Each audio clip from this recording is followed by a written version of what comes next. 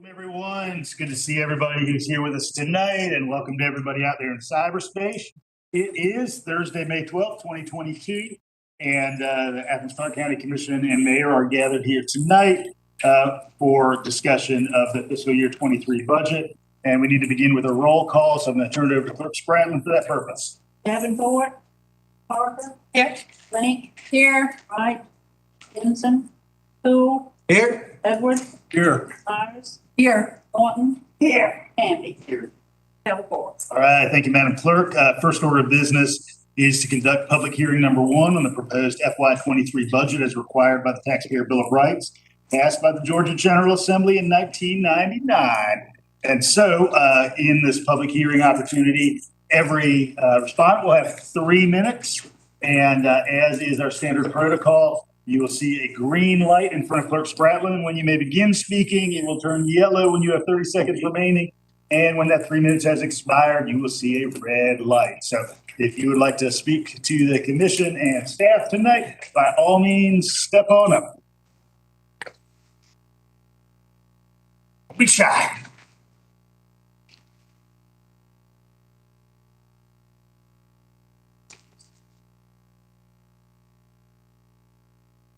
And just provide your name for the record and the clerk. Where are we going? Right here? That's right. My name is Jeff Bradbury. I'm I live at 120 Fortson Circle. I'm coming to you as a citizen, not as a member of, or the chairman of the board of tax assessors. I have some concerns, and I appreciate Kelly Gertz rolling the millage rate back. Would you roll it back 0.5%? 13.2. A half a mil. School board rolled it back 1.2 mils. They're actually, we'll talk about school board later, but I got some questions about the budget, and I thought this might be a question and answer session. Can I ask questions to the manager? No, it's just direct input, and then in our discussion later. Okay. I mean, we've got in the part that goes with property taxes, there's a $5.5 billion part that goes to the capital budget. I want to know where that came from, and was that part of the tax thing? Blaine, can you address that? In our discussion afterwards. Okay. Just read your questions now. Okay, so I think it came from an overage of what you collected last year. Is that correct? Okay, so my question is do we have that same $5.5 million overage in this budget? And I'm going to tell you where it comes from.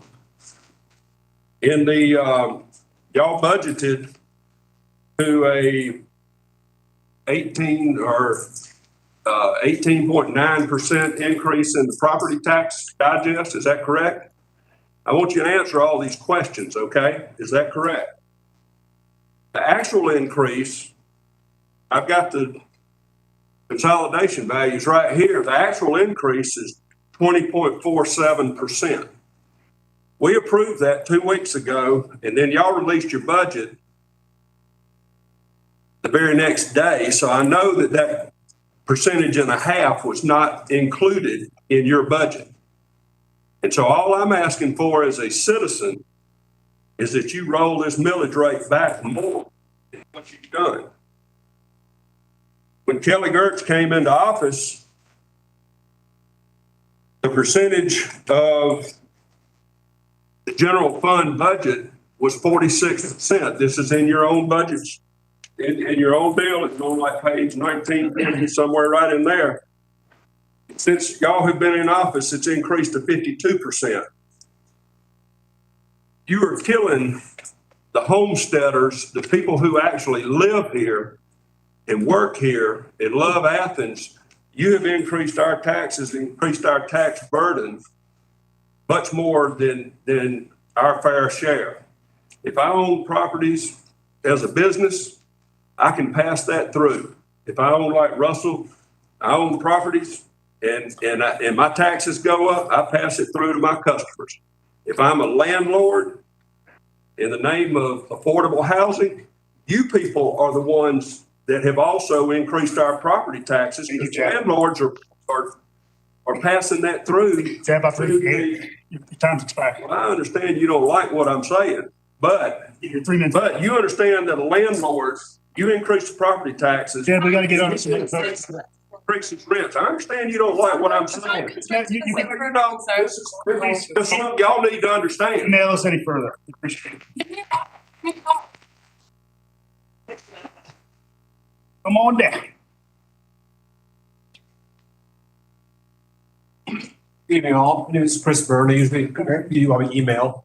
But in fact, the only reason I could be at this hearing or any of the hearings is because I took the day off today for my daughter's graduation. You schedule these things when people are working and can't get here. They need to be held at around 7 o'clock so people can actually get home from work and get to these hearings and participate. Okay? You talked about rolling the millage rate back, half a mil. If you look at the numbers for 2009, every time there's been a millage back and rollback, there's been a corresponding adjustment to the sales tax credit, and the overall millage rate paid has stayed the same at 34.9%. So the notion of a millage rollback is an illusion. It has never happened. It's always been fiddled with the sales tax credit. I can provide you all the numbers. It's just a fact. Right now, I have a disabled daughter who lives in Athens. We had to find her a place to live that was close to the university, had sidewalks, and was safe because of her disability. Because of that, and we bought the place for her. 2 years ago, her taxes went up, valuation went 16%. This year, it went up 24%. And I look at her, I think about all your people on disability in the city. If you're an SSI, you get less than $800 a month. It's just not livable. Yet we have all these projects under speed laws that people love to pass, where a third of our county is in poverty. They're not voting for it. But the unintended consequences of that, we make Athens a more attractive place to live, so it becomes the best places to retire. People come to Athens to spend a lot of money on houses, driving values up, hurting those people. It's crazy. I look at your budget, Kelly, I 465 pages. I haven't digested past page 6 yet. You have $800,000 in there reported for the purpose of stormwater projects. Why is that in there if we're paying a rain tax? Isn't that where that money is supposed to come from? Why are we seeing $800,000 coming from the general fund for that? Okay? Why are we continuing putting speed laws forward that will have long-term general fund operating costs down the road? And I don't think voters realize that. How much money is in there for the Beach Haven operations support? $140,000 for this Beach Haven project. It's not even done yet. Being put into the general fund. It's crazy. We need to relook at how we handle homestead exemptions. This thing that Houston got passed, wonderful, but you know what? It has to be found someplace else. You increase the exemption, you guys have to raise the millage rate to offset that, unless we get huge increase in valuation or sales taxes. We should follow the example other counties in the state of Georgia have done. If you are a homeowner resident in Athens, your valuation is frozen at the price you bought it for. Reset it if you add to it, improve it, reset it when you sell it. These valuations we have no control over. I bought a house I can afford to pay for, not what you think I should pay for it. Appreciate it.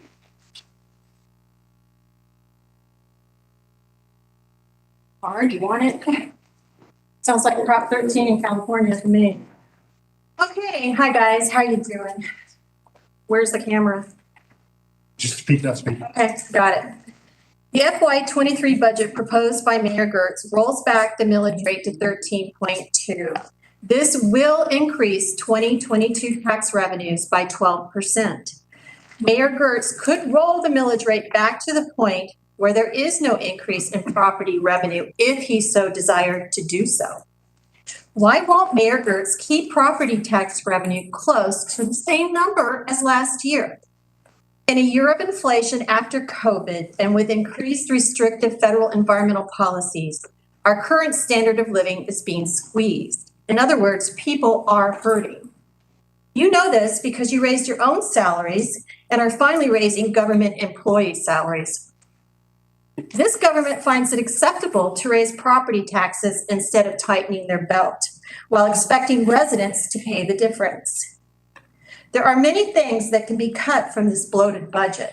I don't have time now to list the excessive spending, but you all know the types of frivolous spending that exists, and that will come in next meetings. Also, this government received a windfall of $57 million from the federal government in COVID relief. Some of this money could be used to make up the difference for your budget without increasing property taxes, but you refuse to use this money for its intended purpose. The increases in property taxes will be passed on to both business renters and residential renters.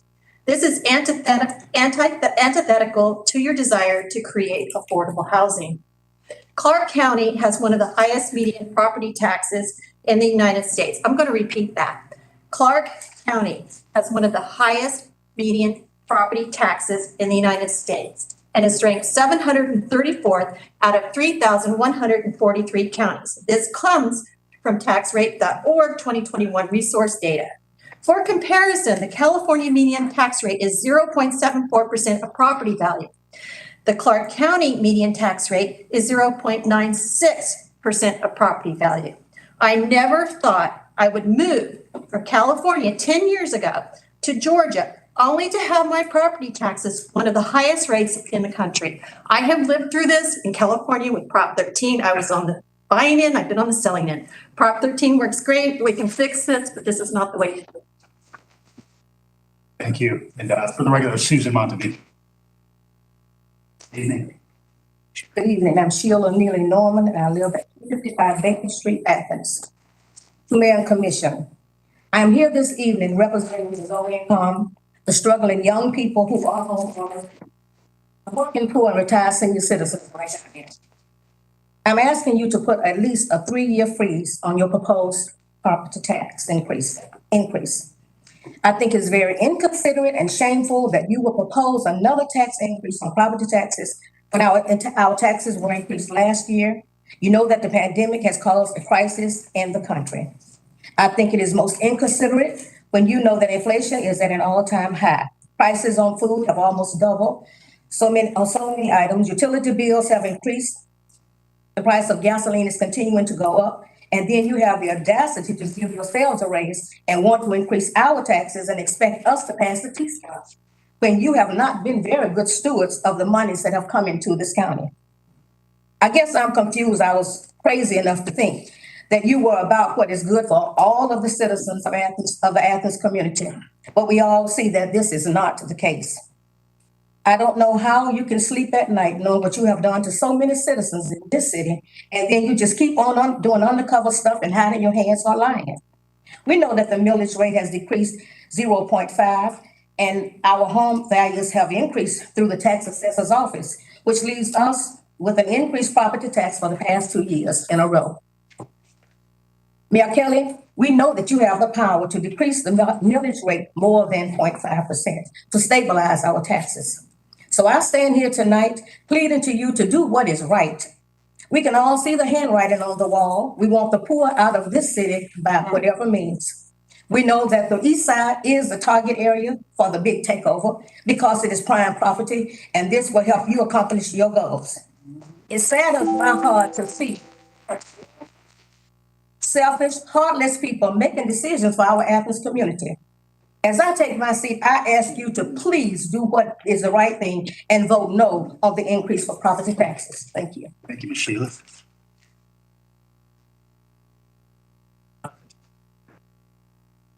Hey, y'all, good evening. My name is Bob Gadd, and I live out in Winterville. I'm hoping this is the right format for this, but I just wanted to request something to add to the budget for next year. Excuse me. I'm here to request to put in the next budget funds for ACC fire and emergency services for medical equipment to match their level of training that of the advanced EMT. I believe there's about 30 certified advanced EMTs as of now. And I saw the proposal for the training officer. So this funding would complete that improvement. Some of the equipment I'm talking about is something as simple as a baby aspirin for chest pain, breathing treatments for respiratory distress, which is we give like a inhaler bronchodilator for people with asthma and COPD and whatnot.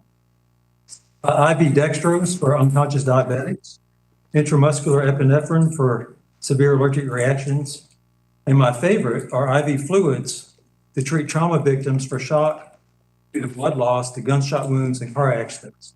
Also, IVs are needed to provide a medication route for the patient in cardiac arrest. As you can see, several of these treatments are life-saving and are relatively inexpensive, with the IV costing around $10 per IV. And I think we did send you, it's been a while, but I think we did send you all a breakdown of the cost of some of the items that I'm talking about. Since there are 9 stations spread across the county, the fire response is often quicker than the ambulance. The sooner the pre-hospital care is initiated, the better outcome is for the patient. So please provide this funding for the betterment of our community and to all that live, work, and visit here. Thank you. Thank you, Bob.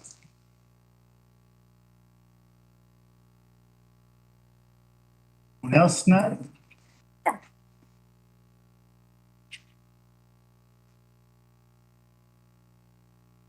Hi, Mayor and Commissioners. Thank you for listening tonight. I'll try and keep it pretty short and sweet. My name is Heather Lee Stengel. I live at 235 River Hill Drive, and I work at the library. Is here tonight. This building was the public library when I was a kid, and before I could even read, but I knew where my favorite picture books were, and always enjoyed coming here. So I've been a long time supporter of the library long before I started working there. So yeah, I'm here tonight to ask you to fully fund the library's ask for the budget for fiscal year 2023.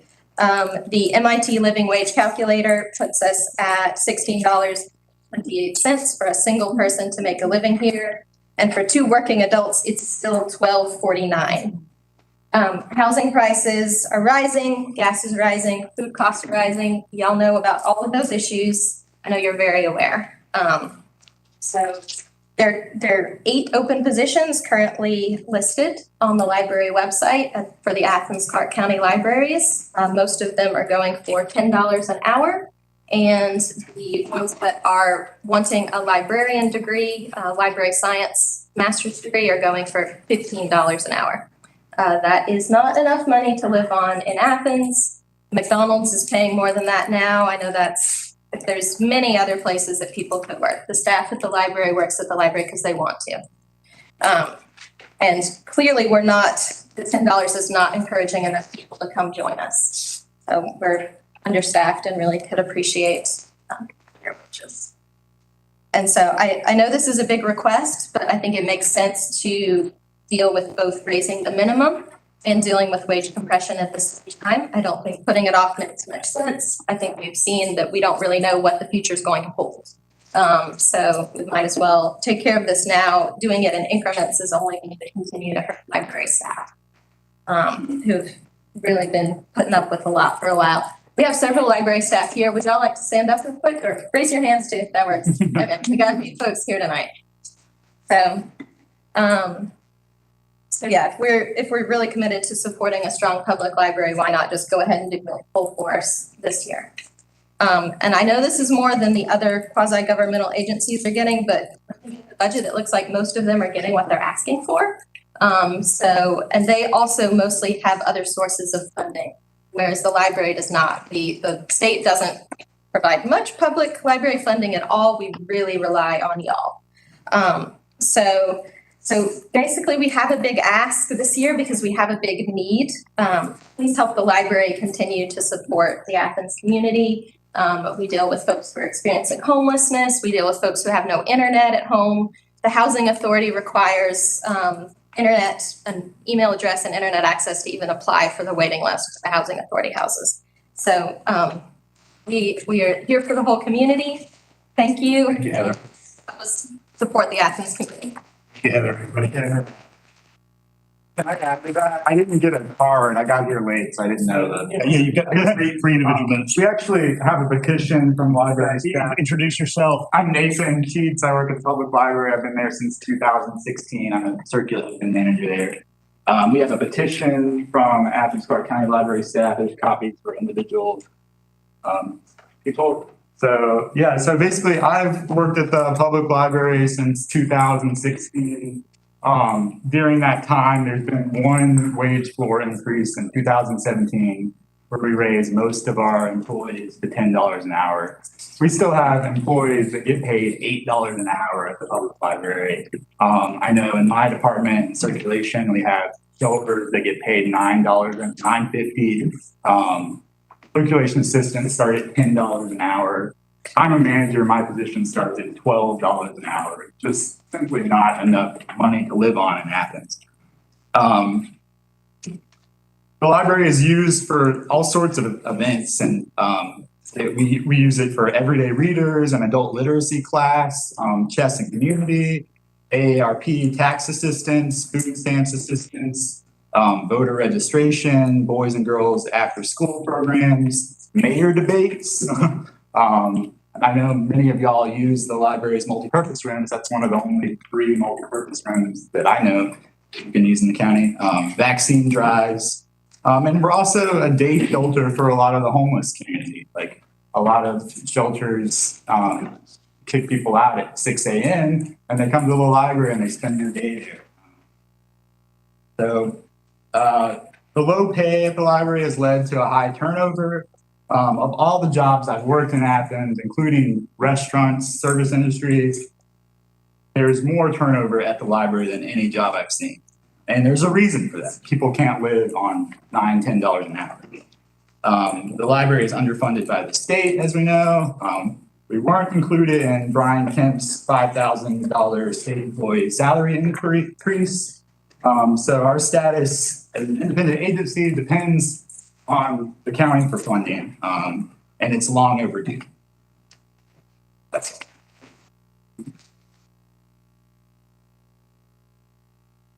Anyone else this evening? Okay, and it's Finch. I live at 169 Morton Farm Lane. I also work at the library, so I'm just coming up to say essentially the same thing while I'm here, but I particularly want to emphasize just from sort of a subjective viewpoint. What I see is in particular people who have worked at the library for a long time and who have sort of this very important knowledge and skills. You know, as raises fail to keep up, you know, maybe with inflation, all of that, I just really see, you know, people who are extremely valuable, who are getting paid these salaries, essentially not being able to stay anymore. So we've got that high turnover, and also I've seen people leave for jobs that pay enough to live on. And, you know, the library really is an incredible institution, and it does a lot of hard work. And I think that the workers just sort of aren't noticed because that it's done really nicely and we're sort of invisible and maybe not terribly extroverted. So maybe it's not noticed so much, but it really is at the point where people aren't making enough to live. And the people who are staying are like almost making a sacrifice to do that because that's how much they like want to work at the library. But at a certain point, and that point is developing and developing and developing, it's just not sustainable. And so like the good services that we have, they literally, like this situation, it can't keep going on just practically because people are leaving.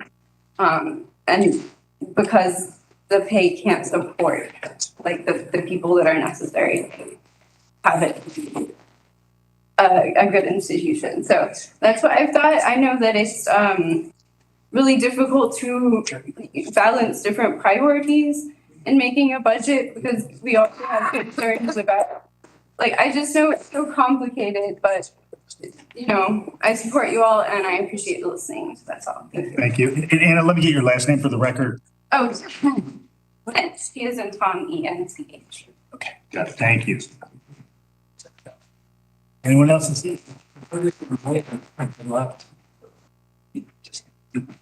afternoon. My name is Mara Zuniga. I live on the east side. I'm here as a homeowner and taxpayer. Why is it that voters always get half the truth or misinformation from some of the present here? Specifically, and only sticking to taxes tonight, the mayor on his campaign, re-elected, kept saying he lowered real estate taxes by lowering a pinch 0.5 millage rate. While that is true, what was not told, but homeowners woke up to the whole truth when they received their tax assessment, was that taxes were going up anyway. through higher assessments. And preparing for it, the mayor lowered a drop from the bucket. You know you could have done better, Mayor. And you still can. And the 7 commissioners who constantly vote in the same mind frame and do not listen to the community because you think you know best. You can delay approval for this budget until the mayor lowers the rate even further and more significantly. Higher taxes in a time when so many people are hurting may not hurt the people you guys hang out with, but the people I speak to in the community who work hard for their daily living cannot afford higher taxes. This will make unaffordable housing even less affordable. More evictions, more homeless. The people I talk to in the community who live paycheck to paycheck are hurting. Put your pet projects aside for your special interest groups and focus on the community. Lower the millage rate even further. If not, people have a choice this month to go out and vote to make a change in their community by electing new leaders. Please remember that on this month, the community has the power that can change and will change the seats as leaders. So please keep that in mind. Thank you. Thank you, Mara. Any others this evening?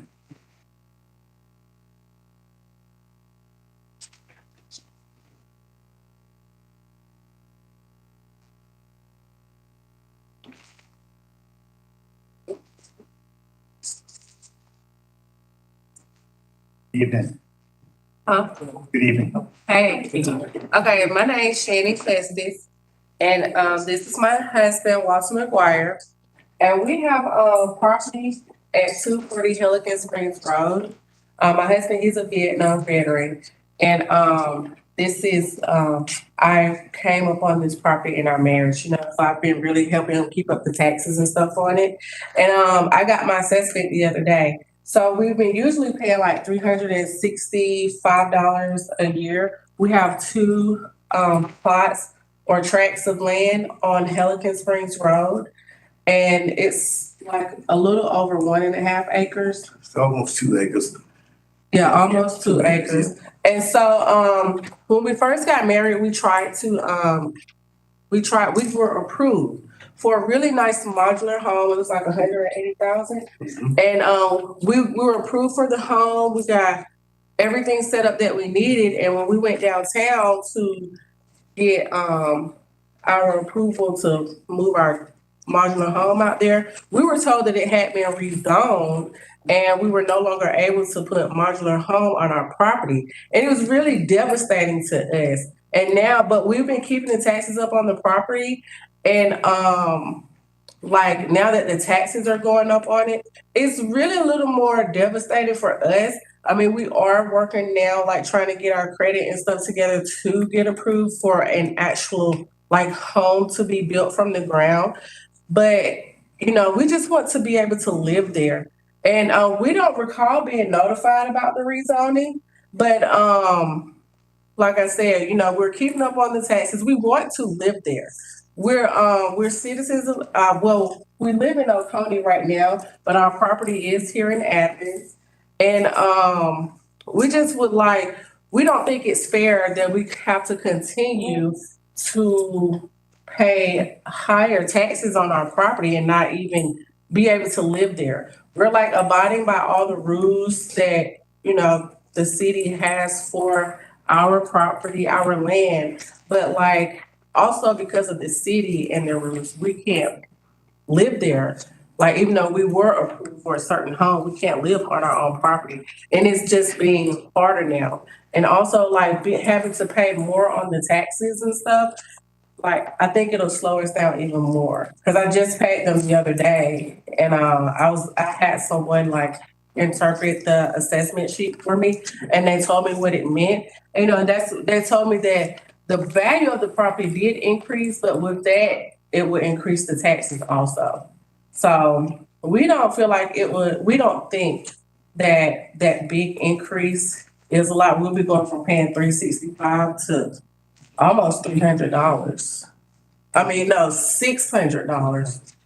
Almost double. Yeah. Thank you, Ms. Custom. And then, you know, what you need to do, you can send out notice for your property taxes. Send the people a notice when you're gonna increase stuff, where they'll know. Change the zoning. Nobody told me about the zoning, nobody said it changed. They said you can't put a mobile home out there. There's a mobile home next door. Y'all, thank you for coming down. If you call my office tomorrow, we can kind of work through the zoning class. Okay, but one thing when you have a meeting like this, always send them. Time is up, y'all. I apologize. Okay. He could have his own 3 minutes, couldn't he? Yeah, Yeah, he can have his own 3 he minutes. gets 6 minutes. You want a separate 3 minutes, Mr. McGuire? He said he couldn't say that. Well, you know what I'm saying? Just like you send out a notice for how much, when you got to pay your taxes, right? Send a notice out when you're gonna increase stuff, or when you're gonna rezone stuff where the people know. Right now, you just get something that you blindside. And out there where I stay at, that's the guy on the hill, that's a mobile home, he just bricked it in. One up the street, that's a mobile home, one across the street, that's a mobile home. They just bricked it in. Same way what I was gonna do, I was gonna fix the place up, clean it up out there, build a nice house out there. See, I've been through a lot. And I would like to stay on my property, some before I leave this area. But big thing going now, you know, you go out there and you pay on stuff and get it built and get it ready to put out there. And y'all say, no, you can't put that out there. But nobody notify you, but you just walk into a blind side. That's something need to be changed. Thank you, Mr. McGuire. Anyone else this evening? All right, we have a couple of presentations from constitutional officers. I believe we're going to begin with state court judges Simpson and Auslander, and then we'll hear from the sheriff. Have a motion to adjourn our special call meeting. We just do that at the end of the evening, or should we do that now? All right, motion to adjourn. So moved. Second. I've got a motion from Commissioner Benson. Commissioner Myers, all in favor? Aye. Any opposed? All right.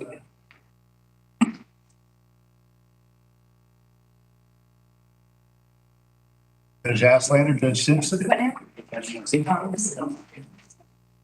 to see you this evening. I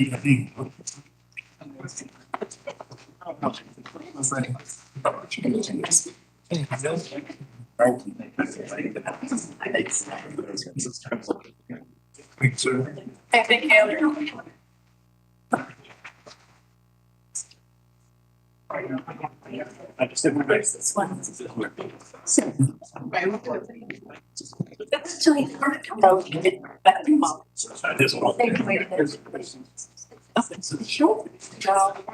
Sure. Yes.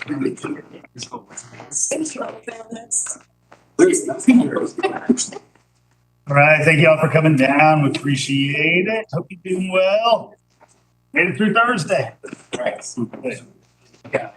Thanks for bringing the material. Judge Simpson, roll of page.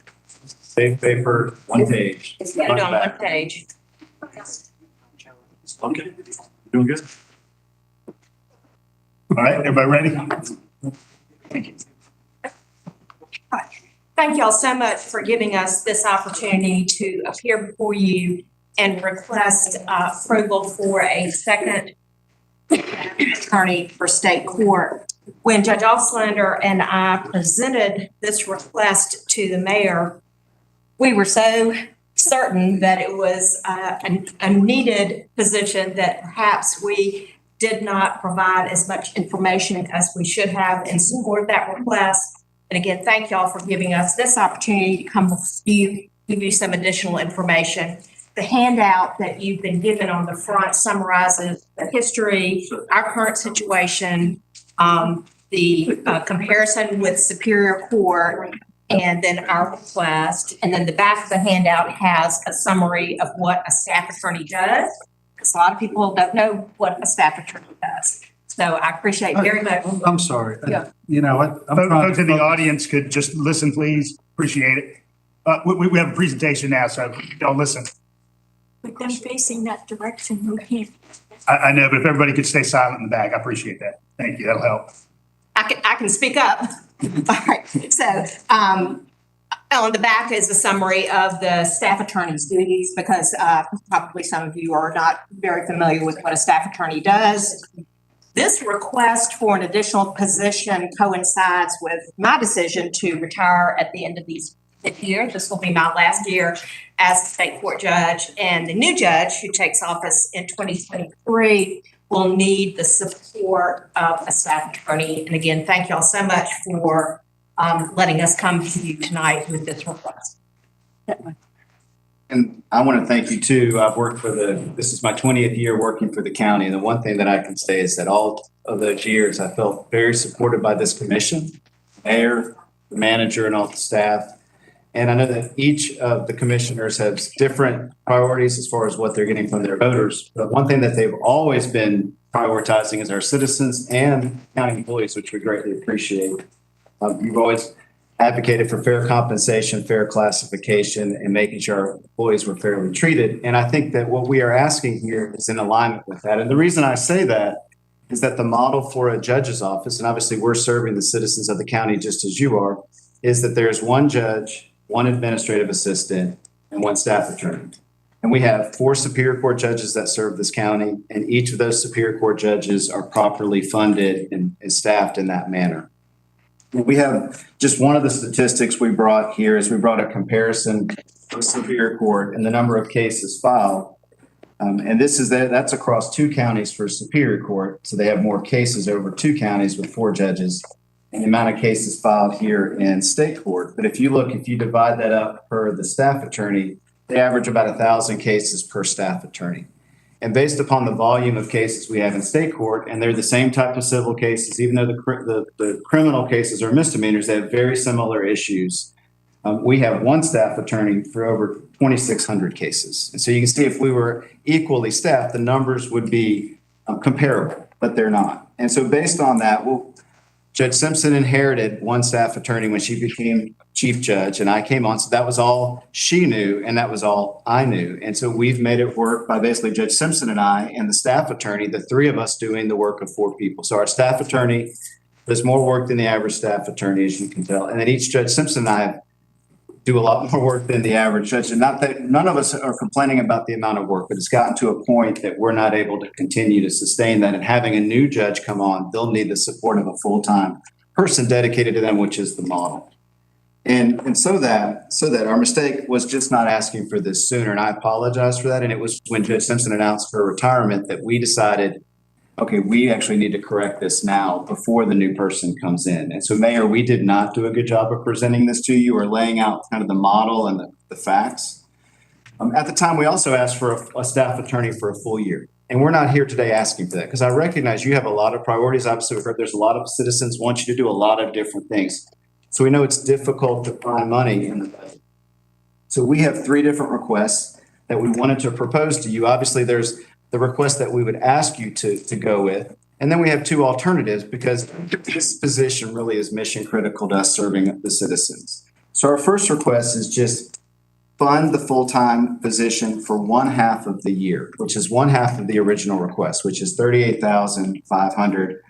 We believe the new judge will take office somewhere at the beginning of January. And so this would match up. You'd have a new judge coming in at the same time as the new attorney, and they would be able to develop, and the new judge will pick the new attorney. I won't be selecting that.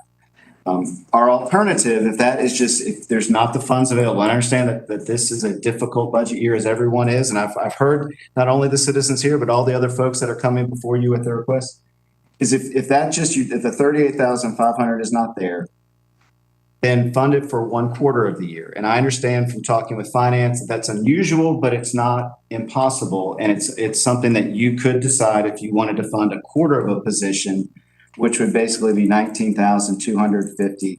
And then we would just manage the first 3 months without that staff attorney. I don't like putting out this third alternative, but I am. I'm putting this out because I truly believe how critical this position is to our office. And we really debated whether we put this option out.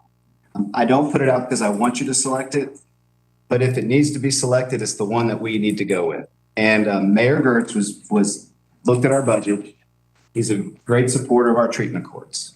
And our treatment court, we did ask for a budget adjustment to be able to better monitor our participants, and Mayor Gertz granted that budget adjustment of $21,200. It was a budget increase.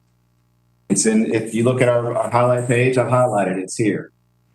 We are greatly appreciated. I mean, and I can see how the mayor put the priority on that increase because he supports treatment courts. And that's what we talked about when we talked with the mayor.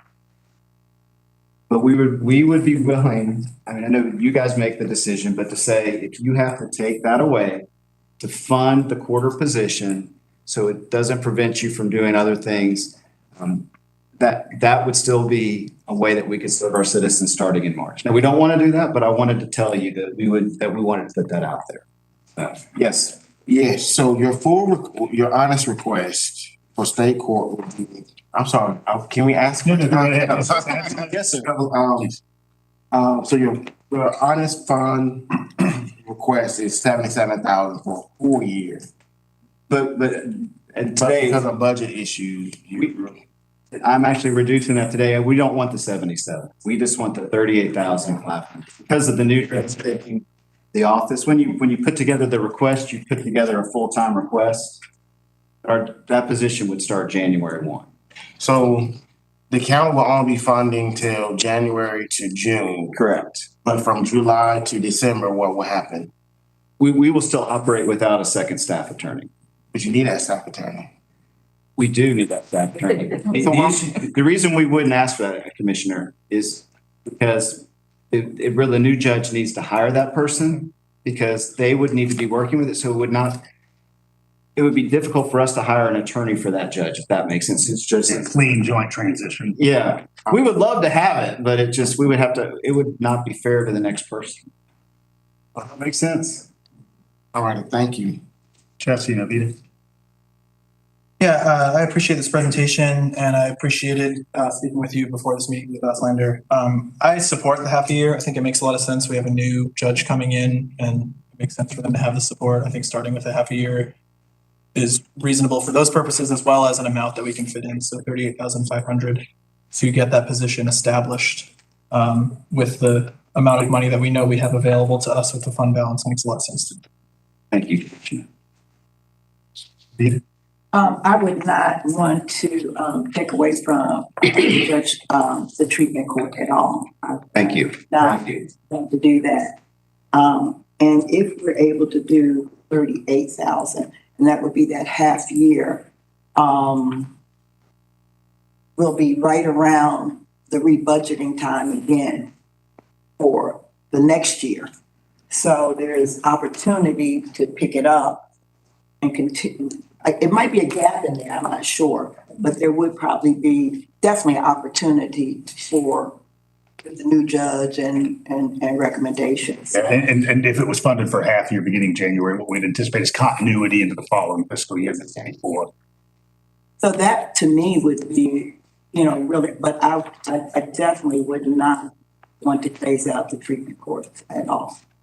It would be a phase out. It was money that we were targeting to better support our people. I wouldn't want to touch it. It's perfect. I mean, if you can make it better, yes, let's do that. Allison, then Russell. Thank you. I appreciate you guys coming forward and giving us this idea, and congratulations on your upcoming retirement. I really am impressed with you guys on this retirement note. Basically, it's not cleaning house, but assessing your tight, long-term working relationship and knowing that it's not typical. It seems to me that making sure we have the ratios equitable between the two courts, as you outlined here, is really important, and it's going to be necessary for us to recruit who the next judge would be. You come in and you're trying to offer the spot and you're explaining how you guys have been working. I appreciate the fresh look so that we can make it as good as possible for the next round, which is improving our hiring and retention that I think is really, really important. So I look forward to finding the money that we can make this happen without touching the UI court allocation. Hopefully, I'm supportive of us doing both. Thank you. I I think we need to look no further than this case ratio count that y'all prepared for us. It don't make a lot of sense to me. I think misdemeanor cases can be just as complicated as felonies, like DUIs that come through, very fact intensive. So, and I support the request, and I think we're in a good position in Athens-Clarke County with a great staff of state court judges. In the years of my public life in this community, I've never heard anybody come forward to me with any sort of complaint about any one of yours integrity or fairness. So thank you for your service to the county. I think we're really in a good position here. State court, I think we should support. Thanks, Russell. What else? Yes.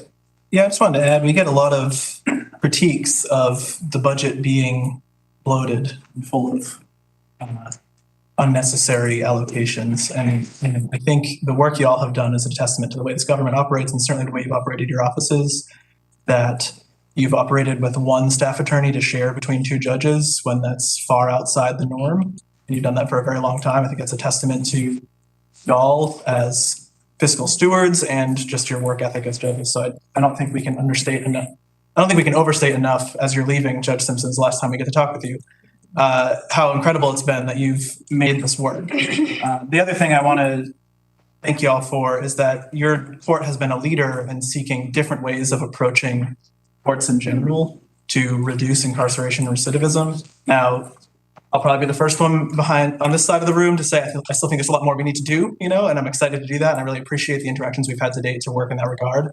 But you're going to need staff support to go even further. And so, for that, I think this makes a lot of sense. Haslander, Judge Simpson, thank you so much. Thank y'all. Thank you. Thank you for your work. Thank you.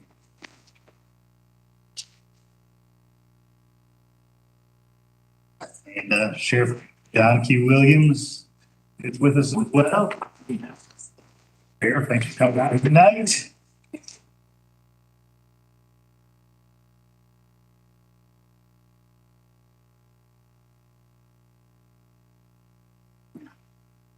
I just utilized my foot power and walked on over this. I think it's kind of scattered back just a little bit.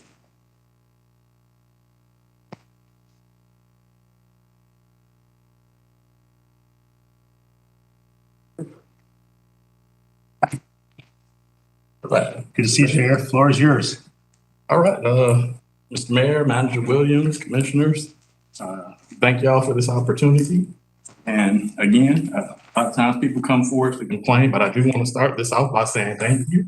Unlike last year, I think we were able to get some of our projects put forth in the budget. I'm very appreciative of that. I do, however, want to kind of call attention to some concerns that I have. And it's kind of twofold. There's two parts. So we'll start with the first.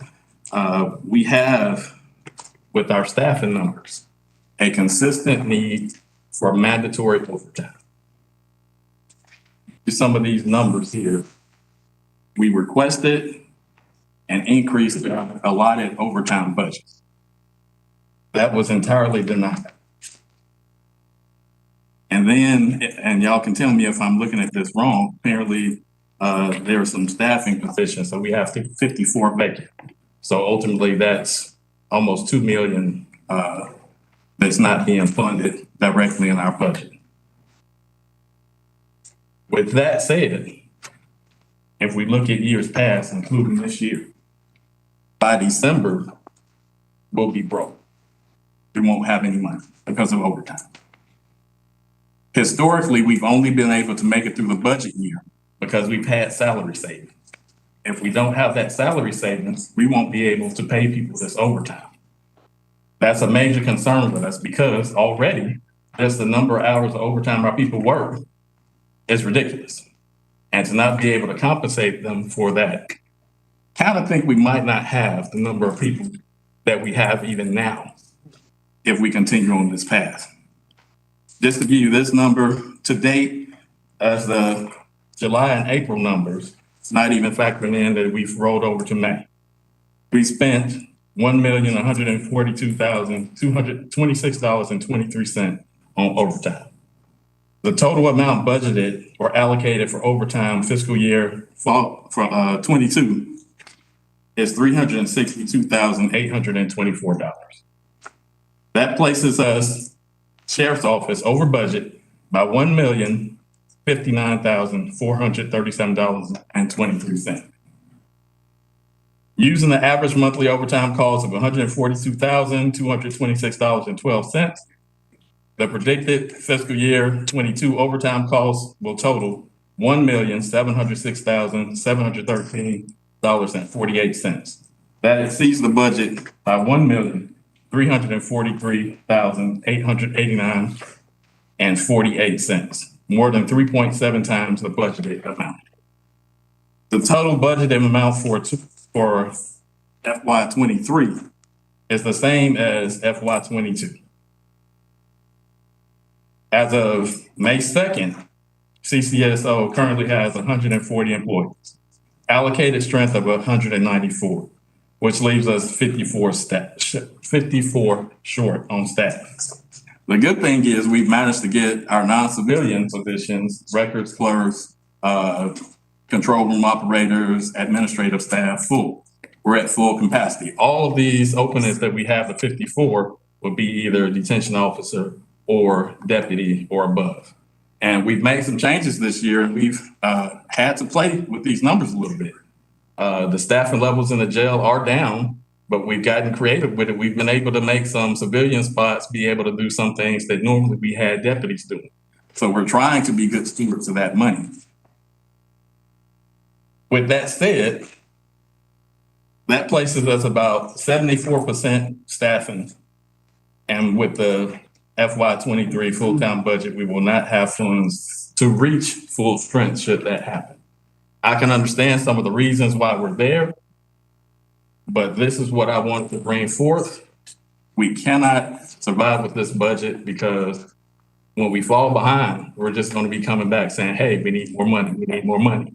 And then, as I started off, thanking you for some of the things which were technology growth, security concerns growth, we ultimately won't be able to use those funds for that if we don't have an increase to the overtime budget.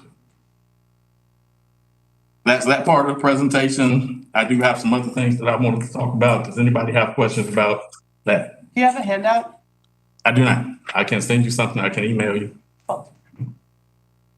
Carol? Yeah, I have a question, just for clarification, here. In terms of the whole budget, one of the things that we have learned from Manager Williams and others on staff is that all across all departments, instead of like putting the money aside for the positions that don't get filled, we're just sort of cutting that money in this year's budget. And I just want to clarify for myself, is that what is causing the problem? Because previously there would have been money in the budget from those positions and you would have used it for overtime, or is this something different than that? So that is not what's causing it. What's causing it is that we are short and we have mandatory overtime. And we don't have money in the overtime budget that's allotted to cover that. So we have to, whether it's for more overtime, whether it's for going over on the medical contracts or transports, any of those things that come up, the first place that we have to go to is that salary savings in order to try to cover those bills. That's part of why last year we went over, we had to request an overage after the fact because the medical bills just soared so high because of, some astronomical charges that we had to deal with.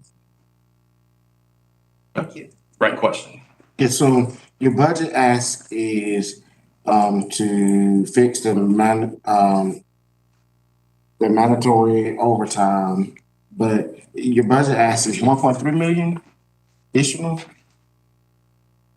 And I can break down. So again, this goes by each section. So we have a jail section, admin section. So they're all broken down. So it's different amounts. And all the totals right about that. So the ask for the admin area, so that's everybody that works in the courthouse, was for, normally we get 8,000. We were asking for an increase to 20,000. For the jail staff itself, typically we've had allotted $273,024. We were asking an increase of $1 million in that area, which would be about 726,000 increase on that. And let me see if we even asked for that. So for overtime for the field division, we had asked for an increase of 70,000. So I think that's what the total amount would be when you factor in all three of those areas. So I think the total was about 807,000. Is that right? That's what I've got in the spreadsheet. I think that's the total increase is. Tim. Thank you, Mayor. And yeah, thanks for being here with the sheriff. And to follow up on Commissioner Meyer's question, is definitely interesting at the vacancies and how this could cause that problem. And not that you would have this off the top of your head, but you and staff, I guess, we could see what the historic vacancy savings has been over the last few years, just to have a bit of an idea of what the change was. That would be helpful.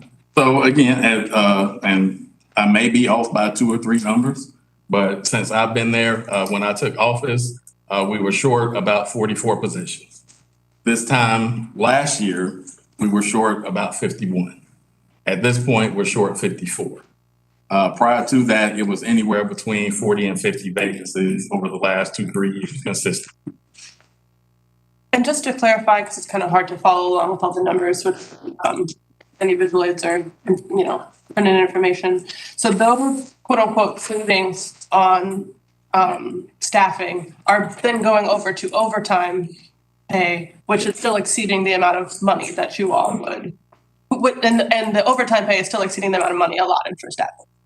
In general, yes. Yeah, okay. I think Commissioner Parker asked my question that the vacancies, the vacancies is really the root of the problem, is not having those bodies there.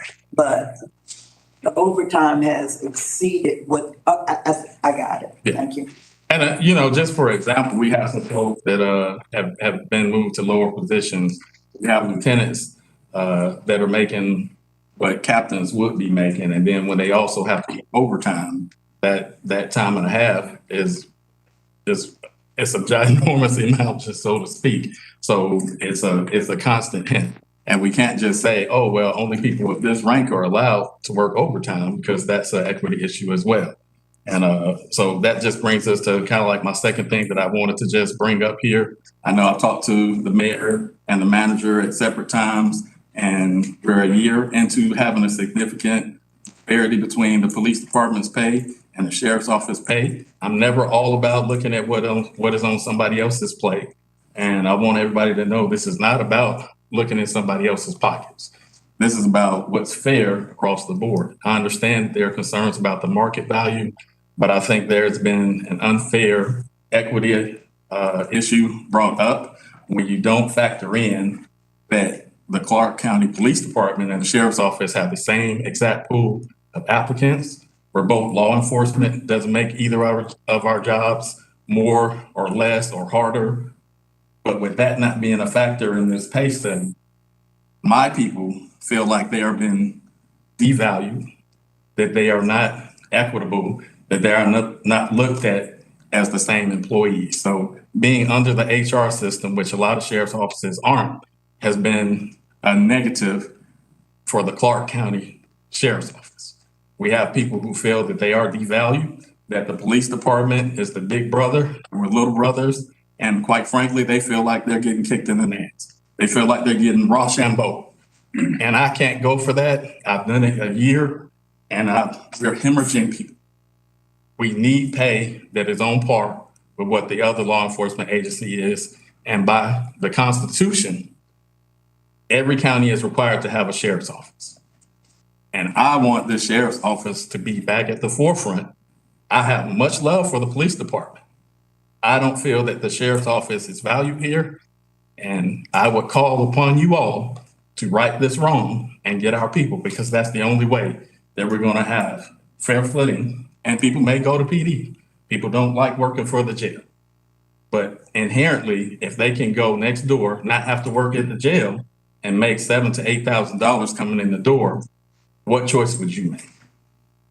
That's my presentation. If anybody's got questions, I'll answer. Jesse? Thank you, Mayor. Yeah, I have a couple questions and a couple thoughts. First, thanks for being here. I really appreciate you coming out. It means a lot. I wish we had all the constitutional officers here. I do too. Yeah. I'm lonely at this. And part of why I say that actually is because I think part of the problem the sheriff's office and the jail faces is a problem that's shared not just among your office and our institution, but the courts and the DA in terms of the population at the jail. So my first question is, do you have on hand or could you send us the jail population data? As I understand it, we were much lower during COVID and now we're back up to the high 300s. We were in the low 200s. Obviously, you need more personnel if you have twice as many people held there. Do you happen to have that data on hand? I can give you the overall, but if you want something more solid, we've got it. I can send it to you, no problem. I'd love the specifics. Today's count, we were at 368. Okay. The average for this year has been right around 350. All of 21, the average was between 330 and 340. And do you know what it was in 2020? I am not certain, but I don't think that the low 200s was ever really hit. It was always close to 300. Okay. Well, where I bring that from, and it's not something you gave us, but the first retreat I attended on this body, we talked about this, and it was 200s was the amount cited. And we talked in that meeting, and I'll remind everybody again about how we thought it would be good to treat that as the new ceiling. But obviously that's not happening. So there's kind of a collective failure that honestly the sheriff's office inherits. You know, there's not a whole lot of say y'all have in who stays or who goes. You're just in charge of having to put them there. And to that end, I think, you know, my view is I want to significantly, dramatically reduce the number of people that we're holding in jail. But I think the only way to make that bad situation worse is to underfund the jail and put everybody in an even worse situation. Now, I'm hesitant to increase overtime because it sounds like the issue here really is recruitment. So the issue that you're raising up that does make sense to me is that entry-level position that we need to create some kind of parity between our police department and our sheriff's office so that you all can recruit as effectively as our police department can. I know that it's a struggle here and all around the country to recruit law enforcement, so I'm not going to pretend like that's going to solve the issue, but that to me makes the most sense. And then if it leads to a need for a budget amendment because recruitment remains an issue, so be it. But that to me is the logical step. And we asked, for the benefit of everyone, including yourself, a billion questions of staff on Monday and Tuesday, and among them was this. I haven't had time to review this because we just got it today, but hopefully that'll help us get an idea of how much money that's going to cost. I'd be interested in remedying that. But I also really hope that we can take seriously what we can do as a county government to reduce the number of people that we're sending to the jail in the first place, and also how we can work with the other constitutional officers who aren't present today to try to get people out of there more quickly and also reduce the likelihood that they'll go back. Because in my mind, that's the best thing we can do long term. And Commissioner Hu, let me just speak to that because I'm all on board with that. We're creating programs to affect that end itself. And we can do a little bit more, even as a sheriff and being and working with the jail. We work with the other constitutional officers. I talk to the judges on a regular basis. In fact, we spoke to John Donnelly and the public defenders today about a guy that we feel like, look, he's got issues that he should not be in jail. So we are making those phone calls. We're trying to build those relationships. We're trying to get, you know, if somebody doesn't have a legitimate reason to be in jail, or if it's more harmful for them to be in jail than somewhere else, we want to identify them and we want to come up with other ways to get that done. So, hey, I'm not trying to keep a certain number at the jail by no means. We'll be as beneficial to everybody that's there while they're there. But if we can reduce those numbers, by all means, let's have it. Thank you. And I guess one last thought on this. I only know what I know from my limited vantage point and the conversations I've been able to have, but having spoken with a lot of people in these different, I think, somewhat siloed offices, it seems like one of the big changes that's happened during COVID that reduced our jail population and has now gone back and is back to the increase is our approach to probation. And so maybe that's an office that we as a body need to talk with more, is how can we maybe go back to that COVID approach of not jailing people for these technical violations of their probation. You know, I mean, that often leads to them losing a job. That is part of what helps them have to recidivize in the first place. And it costs us all much more money to keep them there, and it exacerbates the problem. Right. I may have missed this again, I'm sorry, in the part of your presentation. But I guess it would be helpful to get a timeline of, you know, how we got here today versus like the beginning of the budget process, because my understanding is that the request for the pay increase was not submitted as just a general request as a part of communications with the manager early on. So again, I've had communications with the manager, and if he wants to speak to that, he can. I'm not going to put words in his mouth at all. But between him and HR and the company that did the study, my understanding is that they were only seeking to address market value, and that's getting our public safety employees to market value. I understand that, and I can agree with that. The argument that I have is our market value is directly affected by what the police department is paid here. They're in right next door to us. So if they're compared to Gwinnett County and they get a pay comparative to Gwinnett County and we don't, that puts us in a hole. So did you submit a request at the start of the budget process? No. Okay. I hope that your officers and department are watching you advocate on their behalf, because I do know that the morale is low.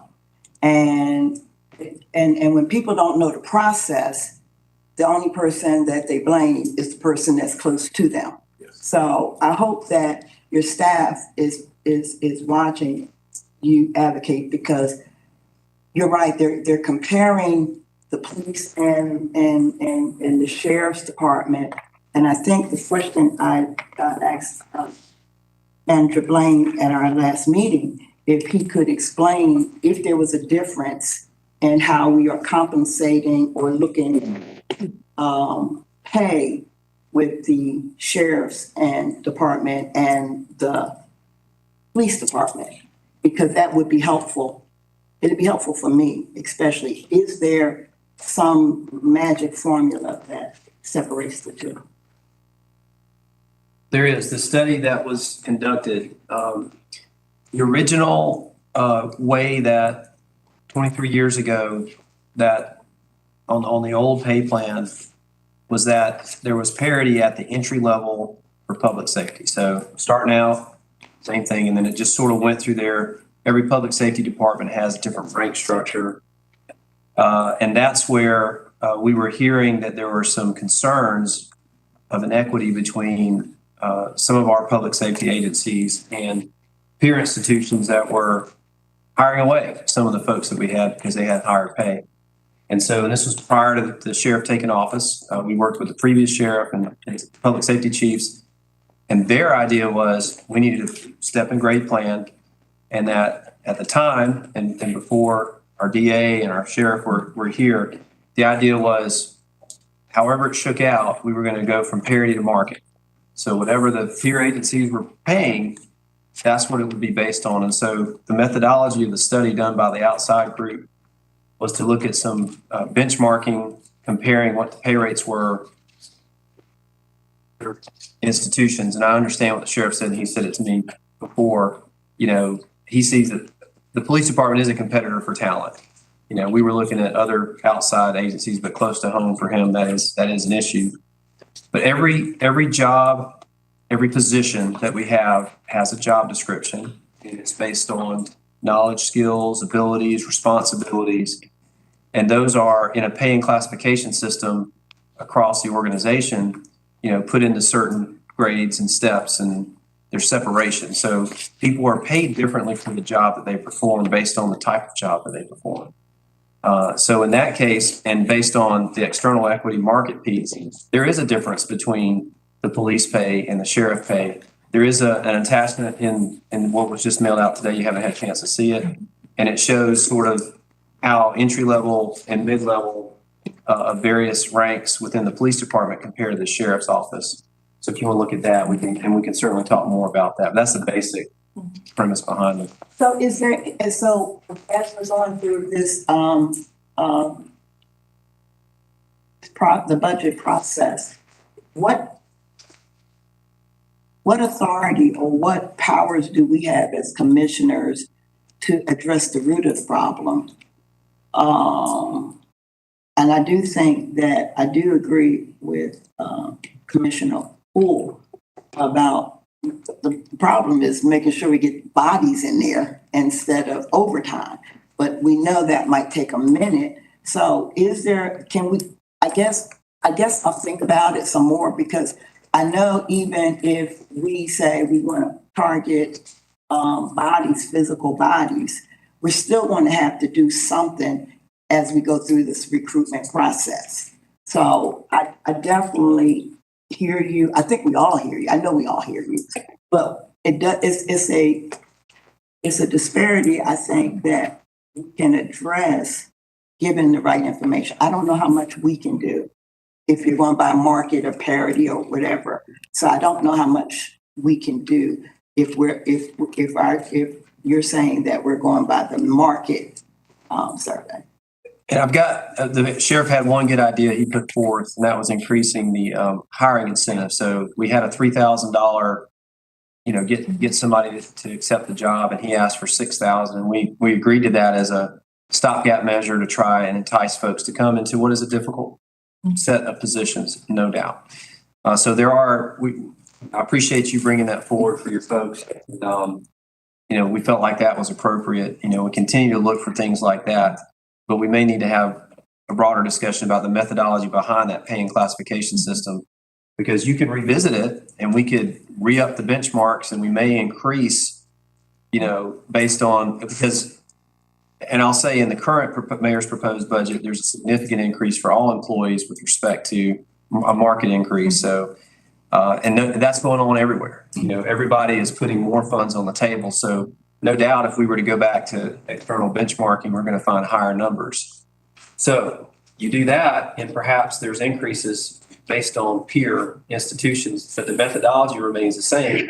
There will be separation in the market between police and sheriff, and at least with other institutions that we look at. And I'm not going to take up all the time with Sheriff, but Kelly, you can help me with this. Before we really changed our thought about justice and law enforcement, we invested, SPLOST money invested in the expansion of the jail.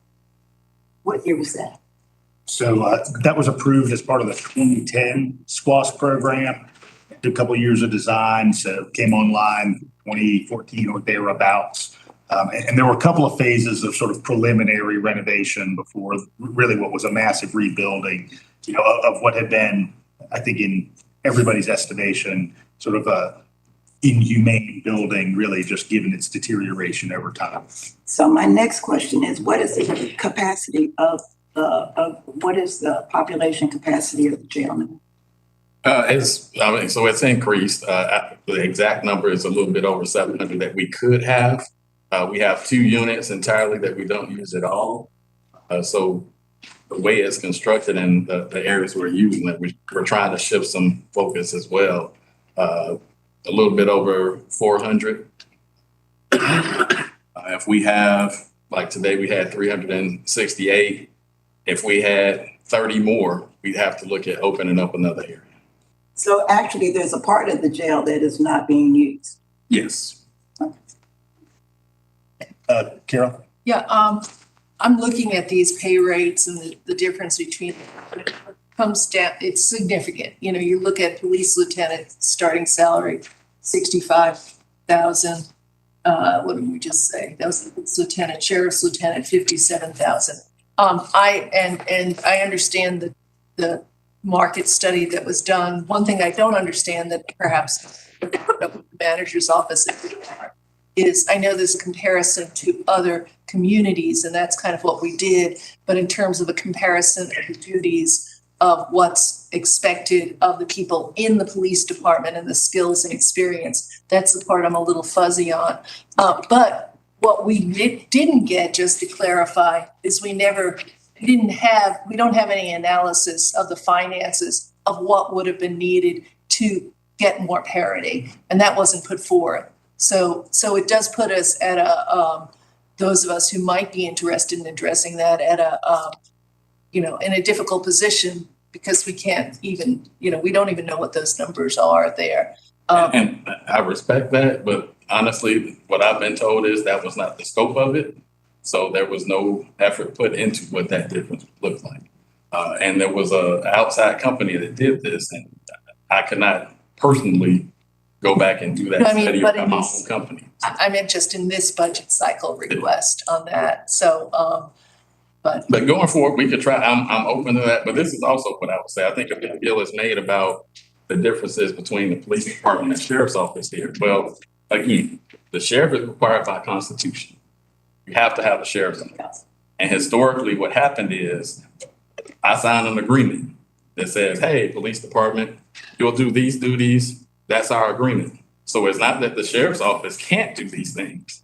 That's the agreement, and that's what it's been. So I think that that's a kind of an unfair line, because, hey, if y'all want our people to do that stuff, we absolutely can. There's no problem with that. So going forward, I'd like to look at it from that standpoint as well. And I know we got some questions. So of course, that was an agreement upon unification. We've got just time for 2 more questions, Tim. Thanks. And so, yeah, I think, again, following up on Commissioner Myers, I would definitely love for us just to get some comparisons of the other identified counties that have a similar situation to us, so we can see those comparisons. Of course, I think realizing that to address this issue, it's gonna be a difficult thing. It's gonna take some time. That not gonna be able to get into this budget here. My last thing though is that, and definitely though thinking about the overtime pay, the $87,000, trying to think about that, and then trying to find where we could possibly save some money, to make up for that. I know we spoke before. Y'all were going through with the inmate medical services contract, and something we talked about, and I put this. The staff brought this up to corrections too, about possibly merging those contracts and getting one contract that does both of them, so that we actually have some cost savings there with and so I wonder if I know y'all are working on the inmate medical services contract now, which has an increase of $301,000 for this budget.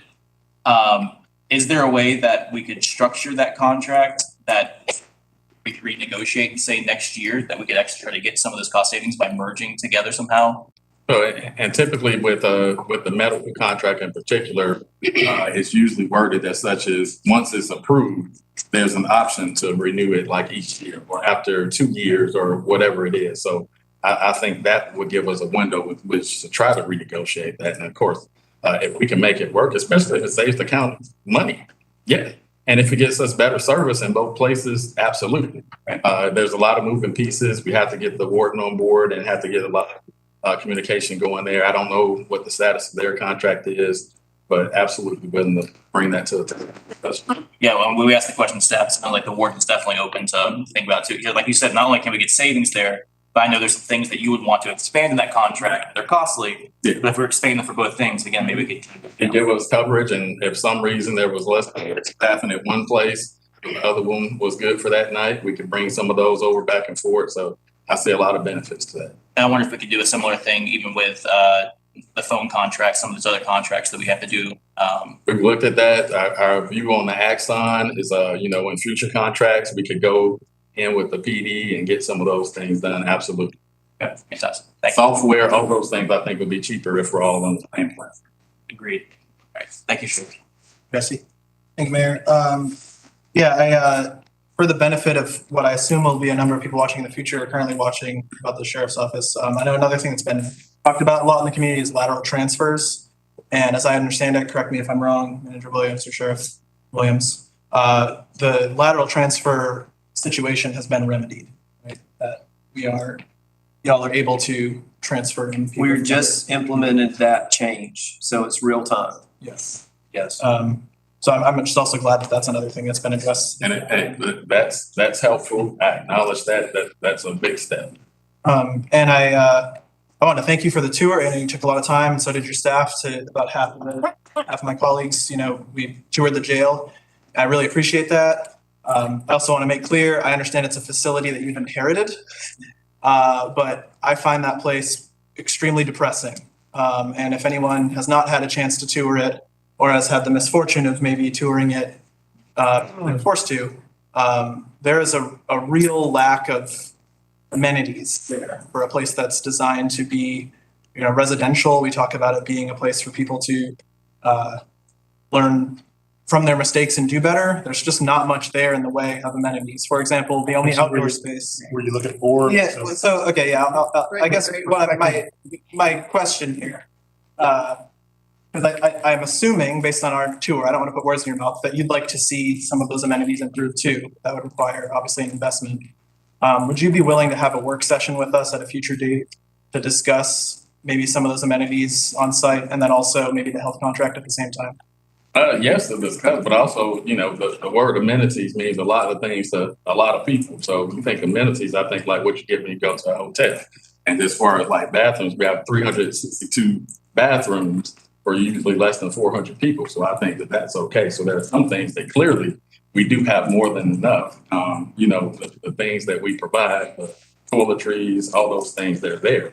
So yeah, okay, would it be okay to have more outdoor spaces? Yes, but also in the design of the jail, that's going to be something that's really tough because the powers that be that designed it with this open concept. So when there's direct supervision, you don't have a space or you don't have the staffing levels in order to do things like this is a basketball court. And a lot of times those things are more in line with what you get from a prison where people are going to be. This jail was designed for what it's supposed to be. The people that are there less than 2 years. So from that standpoint, I think that's partially why less was put in. If we can do more, absolutely we will. And we got some things in the works too, but everything costs money. And as you all are quite aware, the cost of everything is going up. That's why the medical contract is going to be up because the price of the paying nurses is up. And they're at a shortage too. So all these things, you're going to have some eye-popping numbers. And if it's being a good steward of the county's money and we can do that and still maintain that, okay, let's do it. But we might have to think outside of the box and find other ways to get at the same goal that you're desiring. Sheriff, I appreciate you coming down very much. Thanks. Quick, yeah. So just thinking about your recruitment, have you broadcast, hey, this is base pay, but this is how much overtime is available? Because I feel like, when we're looking at the differences between police pay and sheriff pay, you're paying all this overtime. So your staff is making more than what the police is currently paying. That is, but again, folks aren't going to look at it that way. It's going to say, because I'm definitely a family first person. And I hate that my folks have to work this much because I like spending time with my family. So I don't even want to push to say, hey, you come here, you can make more by working 3 times as much. Because is that really the adequate trade-off? Yes, some of these guys who aren't married, the ladies who don't have kids or whatever combination you want to have that, they might eat that up. But if we're looking for people that are more mature, which let's just face it, we want, that might be the audience that we have to go to, the older people. And quite frankly, if it gets any worse, this is what I don't want to happen. If we can't find a way to get people in these jobs and in these positions, the only alternative I have is to reach out to the governor and say, hey, can the National Guard come and help us run the jail? Once you get them in, it's hard to get them out. And they have an entirely different mind state. They have an entirely different mentality. They come here, they're going to do entirely different. I don't want to go that route. So this is why I'm asking y'all, do what you can. I understand there's time constraints. There's a lot of other considerations. But unless you want this to be more of a martial law, ugly looking scenario, which my culture is building the way it needs to, and I think we can get the right people just with a little help, I think that's the preferred way to go about this. Thank you, Sheriff. Thank you. Appreciate it very much. Thank you all. All right. I think Manager Williams is going to walk through the materials that were delivered today. And then we take a break. I'm going to turn it over to you. Break first? Just say, we're taking, I didn't hear. I was anticipating a break after we Yes, walk right. through this. Okay, great. Great.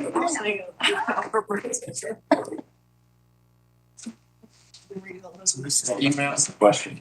So, Mayor, I just want to make sure I'm doing what y'all want. So we've got 70 questions that were asked. And so are you wanting me to address all those before we take a break, or how do you want to do that? I guess I would just say, it's my suggestion, to just kind of give an overview of what was provided. Yeah, I don't think, I don't have the appetite to, I can read the document you sent, you can put them up on public, so the public can see them. Okay, we can digest them that way, but sit here and listen to 70 questions, answers. Give you a high level overview and inform the folks that are in the audience and on television. So the way that it works, of course, the mayor released his recommended budget a couple of weeks ago. Commission's had some time to look at it. It's a pretty big document. And the pro tem facilitates the discussion with the commissioners traditionally as the mayor has expressed their priorities. And I think that's important for folks to understand that a budget is an expression of priorities based on resource allocation. So there are different ideas about how those funds should be spent, and then through repeated discussions, those priorities are arrived at and voted on ultimately in the form of the budget agenda item, which is currently scheduled for June 7th. So the Mayor Pro Tem Myers asked for a first round of questions, and as you heard me say, there's about 70 of them around these broad topics: salary and benefits, public safety,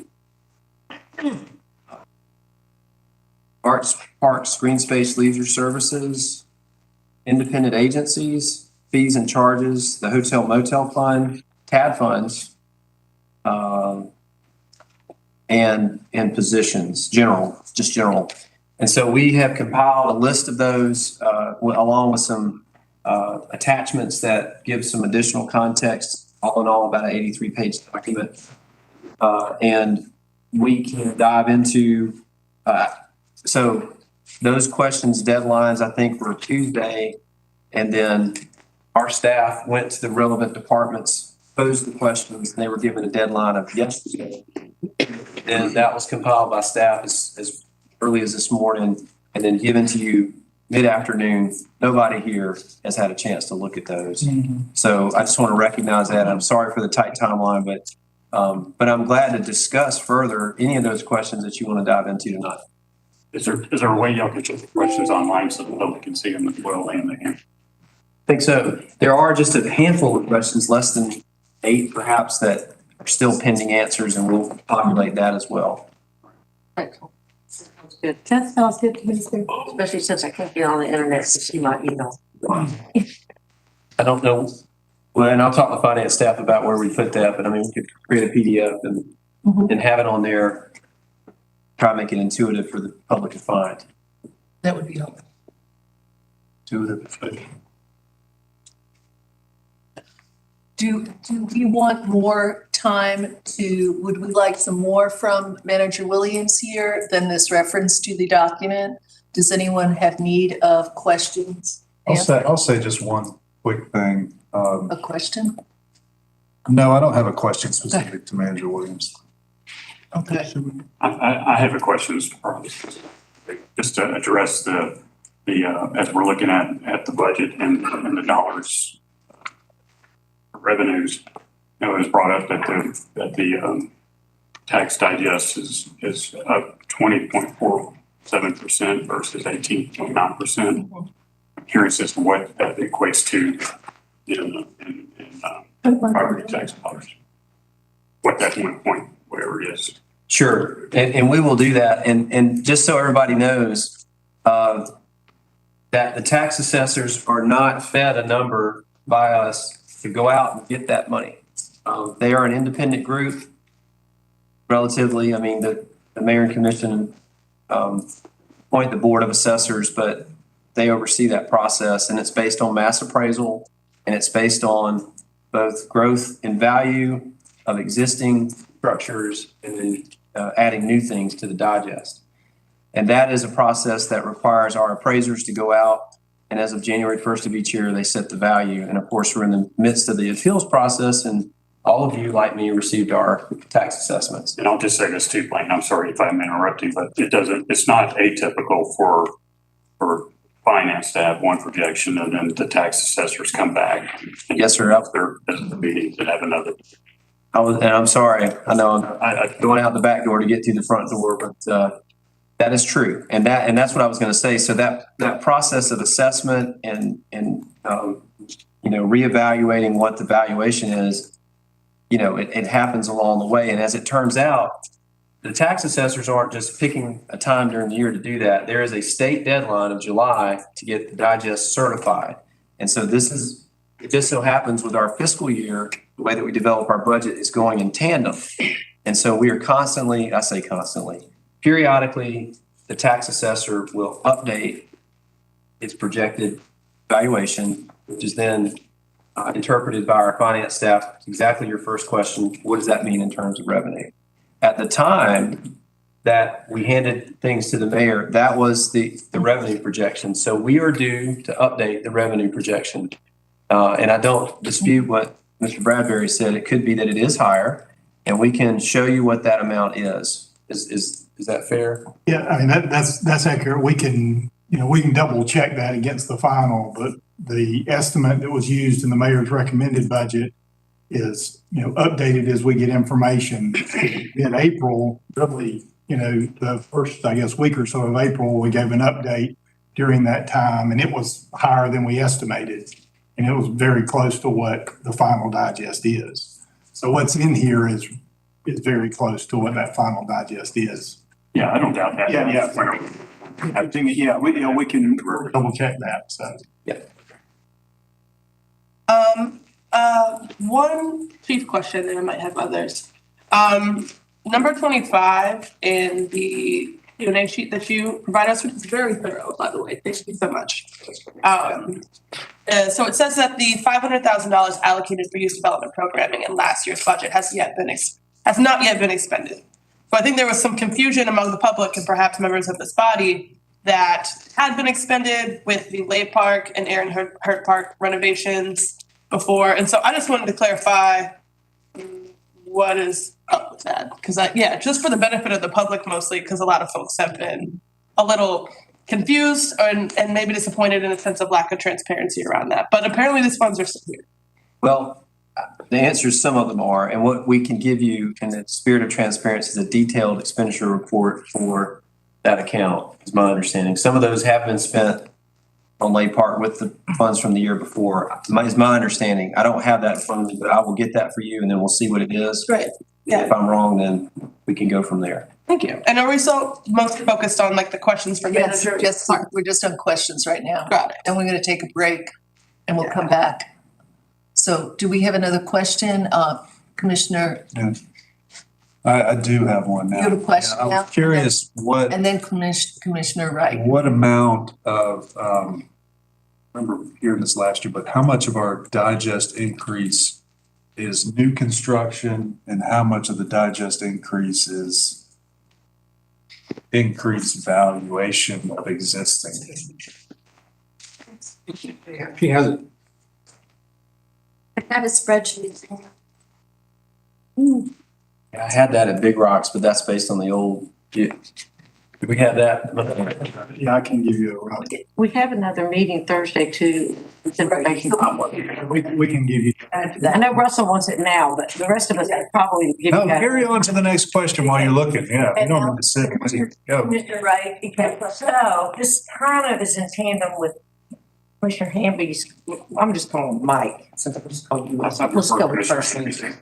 We're daughtering, first names. Anyway, so the property tax notification that was just sent out has an appeals process with it. And so can we capture last year's appeal that's going to bring down? So Mike has asked for this new number, right? That this new assessment was going to be 24% versus 18.9, but if we can capture the percent or a value, the appeals took back out last year can help us realize, because people are likely frantically trying to do an appeal because of how high it went. And that will give us a snapshot of if that's going to be, how much of a fluctuation on last year's snapshot of this year's. And I think we can get that information, and if we are able to get it, then we will get multiple years so that you have some context about. Yeah, I mean, and things have been so crazy. 1 year history is fine for me, but I also think that that Russell has asked for too, new construction likely isn't going to be having that appeals like the existing people who have those years of. Anyway, I think it's also two different things. I don't need my ask to be broken down, but I think the picture that we're going to get will be helpful with that. And if I might, there was also some questions about the relative comparison of the tax burden here. And there, usually about this time of year, we come up with a memo that takes into account the existing $10,000 homestead exemption, which is more than most counties. And it sort of evens some things out, but we can reproject that and give y'all and the public, something to look at so they can test that and ask us questions about it. I'm going to the people who haven't asked a question. We're going to finish one round. Commissioner Denson. Thank you. And just a couple of requests to staff, I guess, working with the Sheriff's Department. But if we can get a snapshot of the last few years on what the overtime has been going back, say 5 years, and then also what their the vacancy savings was for every year, the dollar amount that they were operating with MID. And I can briefly speak to that if you'd like. So just so you know, in this version of the budget, as we talked about Tuesday night, there's a push to try and increase salaries to keep up with inflation for staff, and that's just part of the entire budget. But the way that we're budgeting for that in the past, we had funded everybody at full, and then we had a reduction amount that was stuck in there because we knew there would be some vacancies. We're never fully staffed, and those are the salary savings that could be used to offset some vagaries within some of the departments. And the sheriff's correct. That's how he was able to deal with his overtime last year. We don't doubt that his overtime will be substantive this year. And, we are obligated to pay for reasonable expenses by a constitutional officer. So there's no danger of us not paying the overtime. Now, do we have to come back to y'all and ask for it is the question.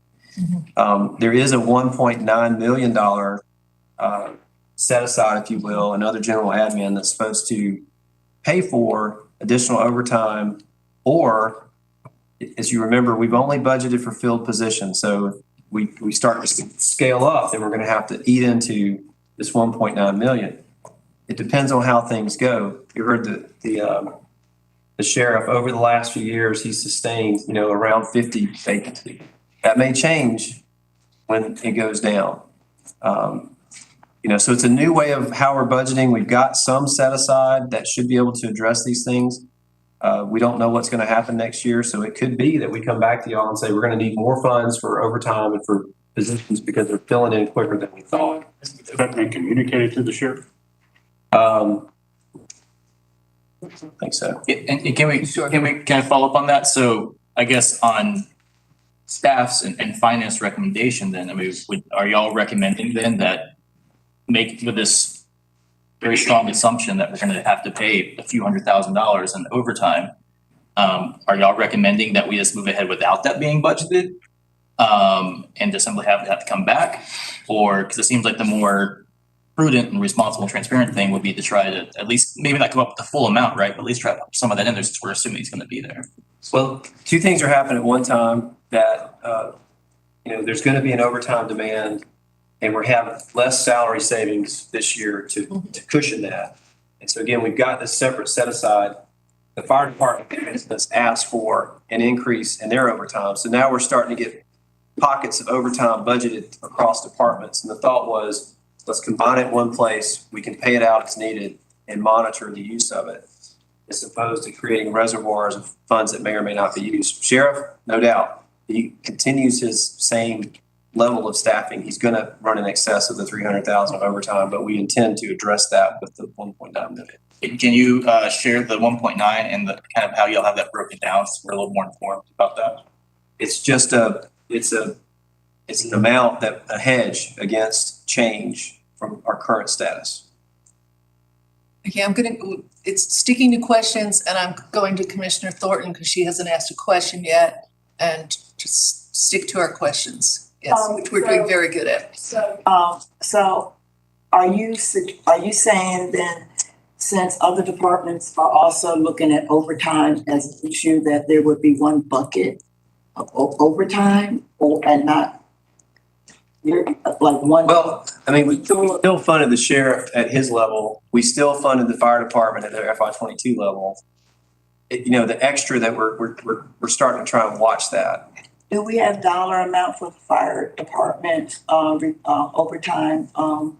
Don't look. You can let me know. No, don't look. I got these books. I got to use them.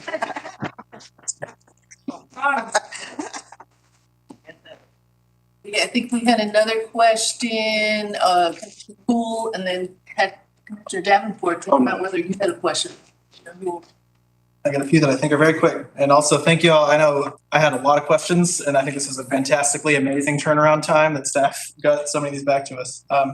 First was, spoke with the public defender today, and I think because of the short notice he got on being invited, he wasn't able to attend tonight, but he is interested next Thursday. He is coming next week. Awesome. Okay.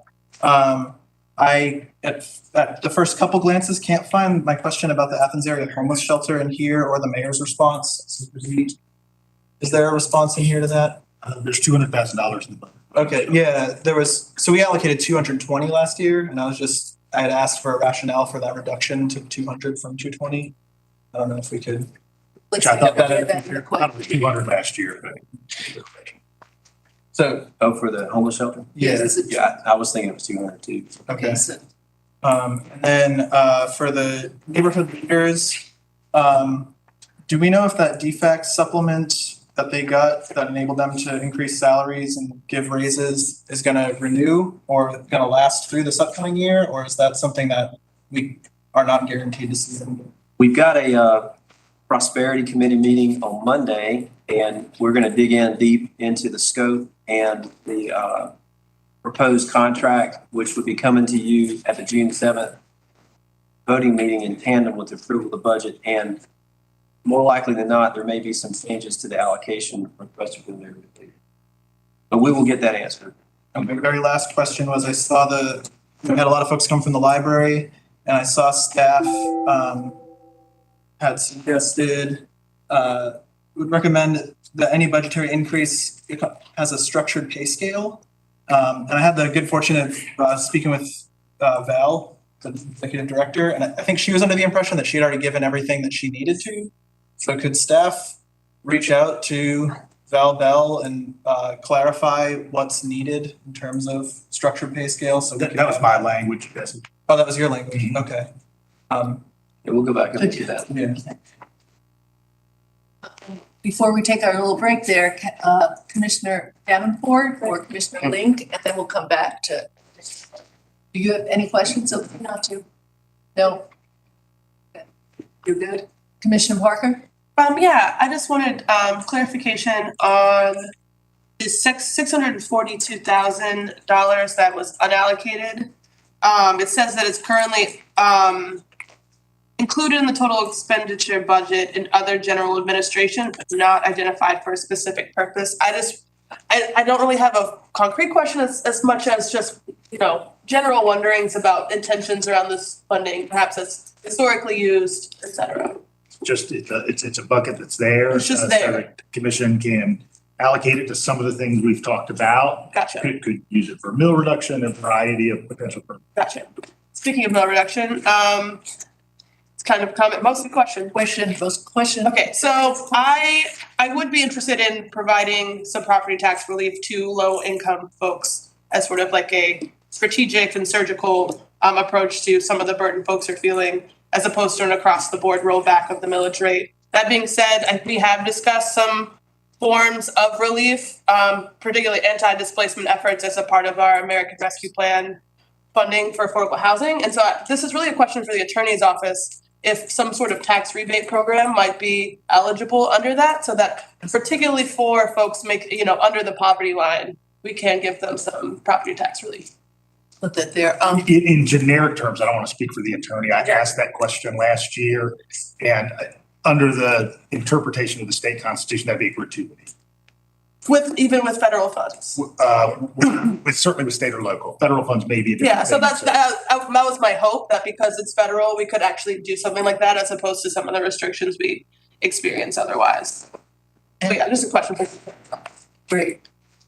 And Commissioner Wright? Yeah, I appreciate, Mariah, that inquiry about the 640K and the mayor having that out there for us to not have to find it. You said it right up there. But give me the impression of that fund being more of a one-time allocation or reoccurring. That differentiation, I think, would be helpful. Well, I mean, so it's general fund. So, the anticipation would be that, if next year revenue came in, at similar rate. Yeah. Expenses were similar. I mean, it's, you never know what the future holds, right? So, yeah. When you were on the school board and I was on the commission through the 9, 10, 11 downturn. Yeah. We saw some challenging times, and at least on this body, we had to make some $4,000 and $8,000 and $12,000 very surgical reductions bit by bit. And so my general recommendation is that if you're going to spend those dollars, to do it on time expense. Okay. I was thinking that was a safe, I agree with that philosophy. Okay, thanks. Commissioner Thornton, do you have a question? Yeah, I have a question, but it's 7:20. Well, is this what happens at 7:20? A break? Yeah, are we? Yeah, 7:15. Yeah. Well, I just wanted to finish up on the questions. I know, but can I hold my question until after the break? That's what I'm asking. Sure. We'll come back with that, but I'd like to us to move on to more substantive. Can I ask one last question about the 600? So it's a relatively small amount out of a giant budget, so I may have sort of not focused on it as much in previous budgets, but understanding of if this existed under other general administration previous budgets, what was it used for? And it's separate from contingency funds, right? Correct. Yeah. So just an idea of what sorts of things may come up that we would want to maybe hold on to it for versus meeting some needs that we foresee now. It always goes. Yeah. So it could ultimately go fund balance. Yes. Yes, and so you, at the end of we're required to have a balanced budget.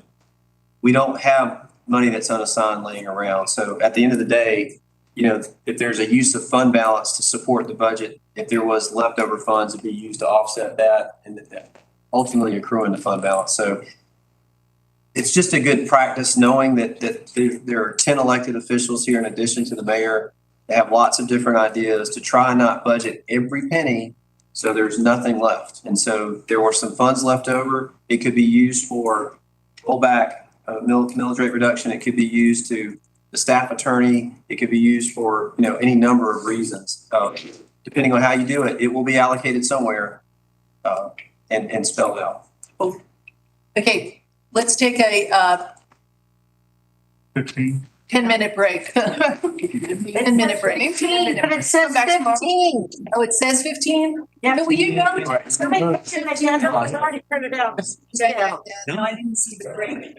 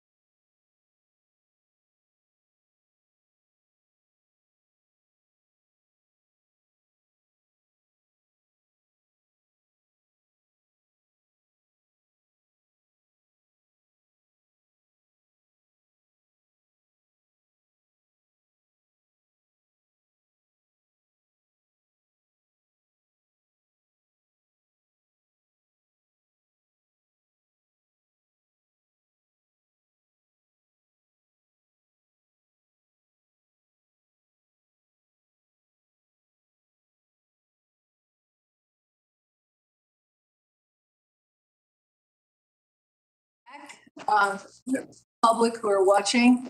I'm Mayor Pro Tem Myers, who's leading this budget discussion, and this is the second part of our evening tonight. And just to give my fellow commissioners idea of what's ahead here, Manager Williams has asked, as requested by some of our fellow colleagues here, if our finance director will give a brief sort of forecasting of how we are financially in a forecast 3 to 5 years or whatever you do there. Then I anticipate us starting a discussion. And because this has come up so much, I would like to have a round of discussion on the millage rate. And if one is thinking about it and is not ready to speak, but just to give us an opportunity to bring that up tonight, and then we'll follow through with general priorities or any specifics. And I will be using, in contrast to last year when we were given 3 things to say and then people said 5 or something, I'm just going to give us each 3 minutes. So you could talk about one thing for 3 minutes, or you could talk about 5 things in 3 minutes. So that's how I foresee us doing that. And hopefully we'll be able to get through 2 rounds of this. And at that point, we can discuss as a group whether or not we want to continue or call it a night at that point, because it already is 20 to 8. So at this point, I want to turn it over to the finance director to just give us a little update on our financial forecast. If I use the podium. You can use the podium as long as the public information people are fine with that. Okay. Mike, could you help the guy? Sorry. Okay, well, I have to admit, I was given about a 2-hour warning for this. I can only come up with about an hour's worth of presentation, if that's okay. You can go ahead on an hour. Yeah. I gotta leave it. So what I was asked to do was to sort of give everybody an overview quickly of our finances, where we've come from, where we are today, and then maybe a little bit about the future. I can't predict the future. Every time I listen to an economist talk about it, I just do the opposite. So I won't tell everybody, I came here in October 2014. As soon as I got here, I was asked to make presentations to various groups about the government's finances. And I will have to say, you know, doing just standard 10-year charts and trend lines and all that, it's very depressing. Because our revenues just weren't moving anywhere. You have to remember, this was right after the Great Recession. Let's give you some quick comparisons. If you look at the 5-year period of fiscal year 12, fiscal year 16, you look at our 2 major revenue sources, property taxes and sales taxes. Property taxes went from 47 million to 51 million from 12 to 16. That's a $3 million increase. That's from the independent auditor report. Sales taxes went from 20 to 22. That's 2 million. So over that 5-year period of time, our general fund revenues, well, our revenues actually went up a little more than that, but our 2 largest sources of income went up $5 million, $1 million a year on average. Not much you can do with that. And it's tough to budget when you're in that situation. Around fiscal year 17, the economy began to pick up. 18, it really began to kick in. In 19, it accelerated. If you look at the 5-year period from fiscal year 17 to where we think we will end up at the end of fiscal year 22, we went from 53 million to we're estimating 74, 75 million in property taxes at the end of this year. So over that 5-year period of time, that's a $21 million increase in property taxes. Sales taxes went from 22 million to 31 million. Now, that's 31 million is based on a 12-month rolling. So we're guessing that's going to be the end result when we get to June. But that is a $9 million increase over that 5-year period of time. You add those two together, you get $30 million. So in 5 years ended June 22, our income in those two areas will have gone up $30 million. And in the previous 5 years, $5 million. That's a six-fold increase in revenues that we've received. There are a lot of reasons for that. Regarding sales tax, our sales tax for the longest period of time was just flat as a 2x4. We do something every month that compares us to the 6 contiguous counties, and those counties were on fire. We were just, dead in the water. And then all of a sudden the state passed those internet sales tax laws. And with the pandemic hit and everybody started ordering from home, boom, it just started going up. And that's why you see in the last year or so, our sales tax has far exceeded what we budgeted for 22, just because I think a lot of it has to do with internet sales and probably reopening the local economy too. People are going out and eating and spending money that way. Second, talking about housing. It's been mentioned earlier. Many of you, if you watch any of the news networks, you'll see where during the pandemic, when people started working remote, a lot of millennials all of a sudden who had been absent from the housing market decided to jump back in. At the same time, the builders who got burned back in the Great Recession did not pick up their building. Because, it's kind of like that old Who song from the 60s or 70s that went, "I won't get fooled again." So that's the way builders feel about it. They're not going to get fooled again. So that's why you have this imbalance between demand, because of the new millennials coming in, and supply. So one of the reasons why there's been such an inflation around the country in terms of home prices is there's just not enough supply. But when you look at it from property tax perspective, it's good. And also, we've had a tremendous amount of building here in Clarke County and Athens in the past 5 years. If you look at all these big student living centers that's been built downtown, as well as some industrial complexes and things like that, that's just added a lot of money to our economy. And then on top of that, whenever you build something now, it costs twice as much. I've owned a new home. I bought a home in 2018. And my insurance, the replacement cost is phenomenal. I didn't know construction costs could go up that much. That drives up the price of everything too. But it's also taxed because that's the way it works. Then we've also got the CARES Act. Remember, we got the CARES Act funding of $6.7 million. We've got the ARPA funding, which is in a separate fund altogether. It's not part of the general fund, but a lot of that money has been used for those purposes. There.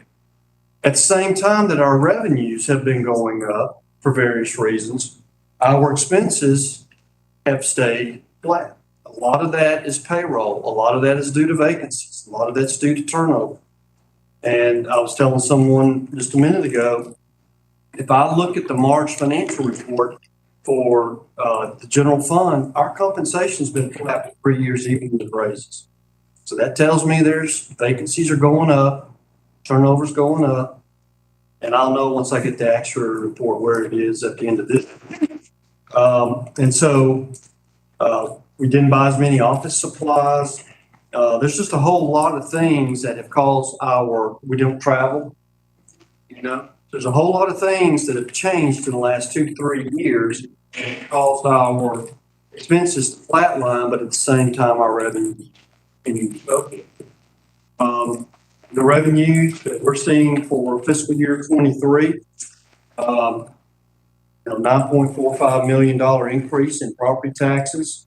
That reflects the demand for housing and the lack of supply. Going forward, I cannot predict to you where we are going to be a year from now.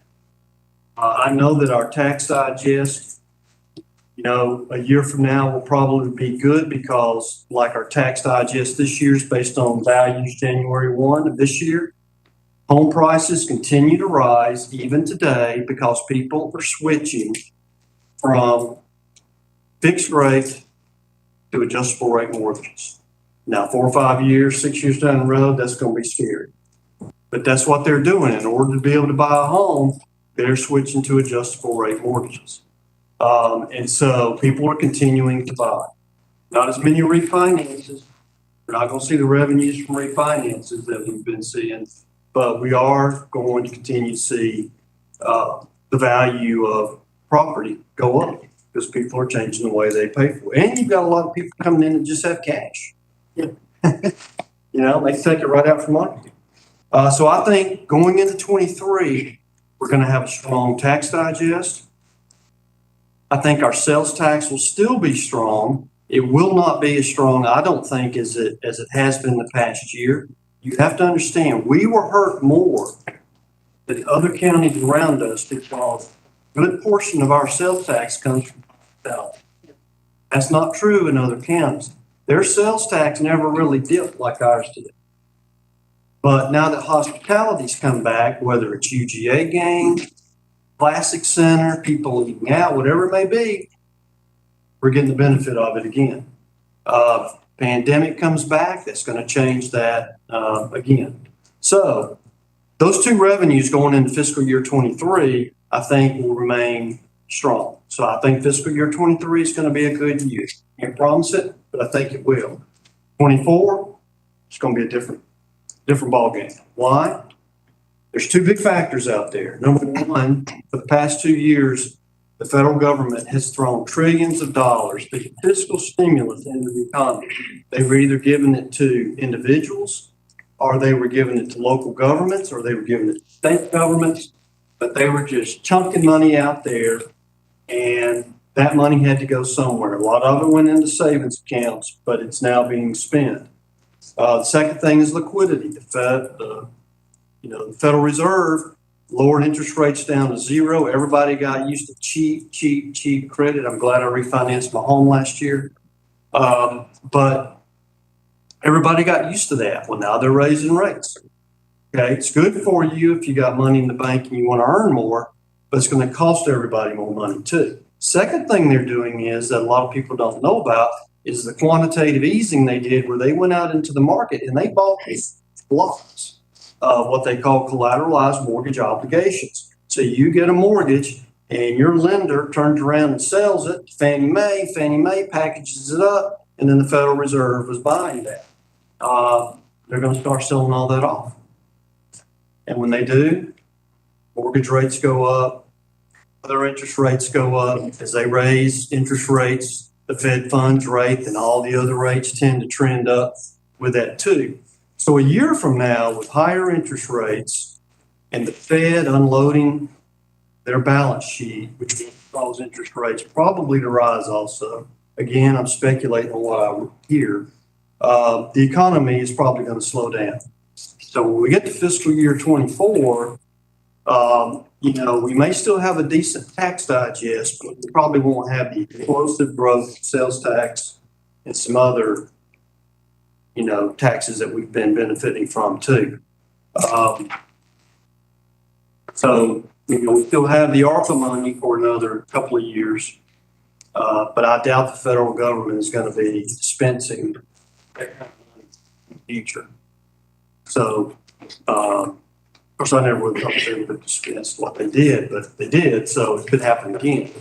So going into 24, I think is the year where we're really going to have to be careful with how we budget that year and what our priorities are, primarily because I don't think we're going to have another year like we're predicting for 23.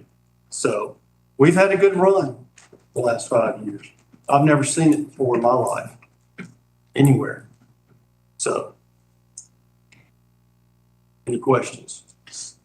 I hire you to be my wealth manager. No, because my investments have been going down too. I'm moving on. So that's good to know that expenditures has pretty much stayed flat because, well, not good, but expenditure has stayed pretty flat over the past 3 years. But that's due to turnover in employees, correct? Not in programming and services. Yeah, well, if you look at the general fund, a good 70% or more of the general fund is related to compensation, benefits, compensation, all that kind of stuff. The fewer people you have, the less money you spend, and the less you spend on other benefits too. So, yeah, I mean, it's primarily been compensation, but also if you look at other operating expenses, I mean, outside of personnel services, those have all been flat too. And so that was my follow-up. My follow-up would be, we're trying to pay employees more, so hopefully more employees, we'll hire more. Now, hopefully after COVID is ending, people are gonna start going back to the office. They're gonna start incurring more costs. You see the concerns, in 2023, the calendar year, into the FY24 budget of incurring more expenditure in that realm when it comes to like heating and air, office supplies, and more employees. I don't think it'll be significant. Because there's usually people in all buildings anyway, so the air and heat is on and lights are on anyway. Thank you. You know, we talk about the housing market and the massive inflation of prices, but I'm just wondering if you have any input on the impact of the student enrollment. UGA is consistently increasing their student enrollment. We're seeing these big student apartments being built, but it's not keeping up with the enrollment, and we're really seeing it impact neighborhoods, particularly low-income neighborhoods where you have profiteering investors going in and buying homes that are relatively cheap and then outfitting them for student housing and charging $1,000, $1,200 a bedroom, which is really, really driving folks out in these neighborhoods. And I'm just wondering, like, what we can do to engage UGA to build their own damn housing. Because they can do it. Like, there was a state revenue where they can engage builders to use their land and go tax-free on UGA land, and they have hundreds upon hundreds of acres that are off the tax roll. It doesn't make any difference to us. I just feel like, you know, we as a body need to approach this as a perpetual issue, especially with the university that's committed to constant growth. And you know, you have a student body where the majority of them are coming from families making 4 or 5 plus times the median income. Yeah, I don't know how to address that because I'm just kind of putting it out there. I feel like we're ignoring the elephant in the room. Yeah. Hopefully it'll be an elephant that we will address in the next year as a body. So thank you very much. Okay, so what we're going to start off here, and I really hopefully we can do this sort of efficiently and calmly, is to go around, and I'm going to start with instead of starting with District 1, but just start with District 5, and really use this timer. And at this point, I really just want to talk about the millage rate, because that came up, and that's another big elephant in the room in terms of this. Now, as we're going through this exercise here, this is to share ideas so we know where we learn from each other, get different ideas. But at this point, what was I going? I've already lost my train of thought. But anyway, just stick with the millage rate here. Oh, and if you don't want to talk about it, don't talk about it. So we'll go on to expenses. So if you want to say, I'm thinking about it, that's fine. I know it's something we're all trying to think through as we're getting a lot of different information. So, and if you are talking about a further millage rate reduction, perhaps you could indicate what areas we would also cut from the budget, or you might not have that figured out. So we're gonna start with District 5 with District Commissioner Denson. Any thoughts? Oh, got to get my timer going. Yeah, start the timer. All right. So that's Never started in 55 before. Wow. I will say that I definitely, for the most part, still digesting that along with all these other, new additional costs that we might have to accrue. I'd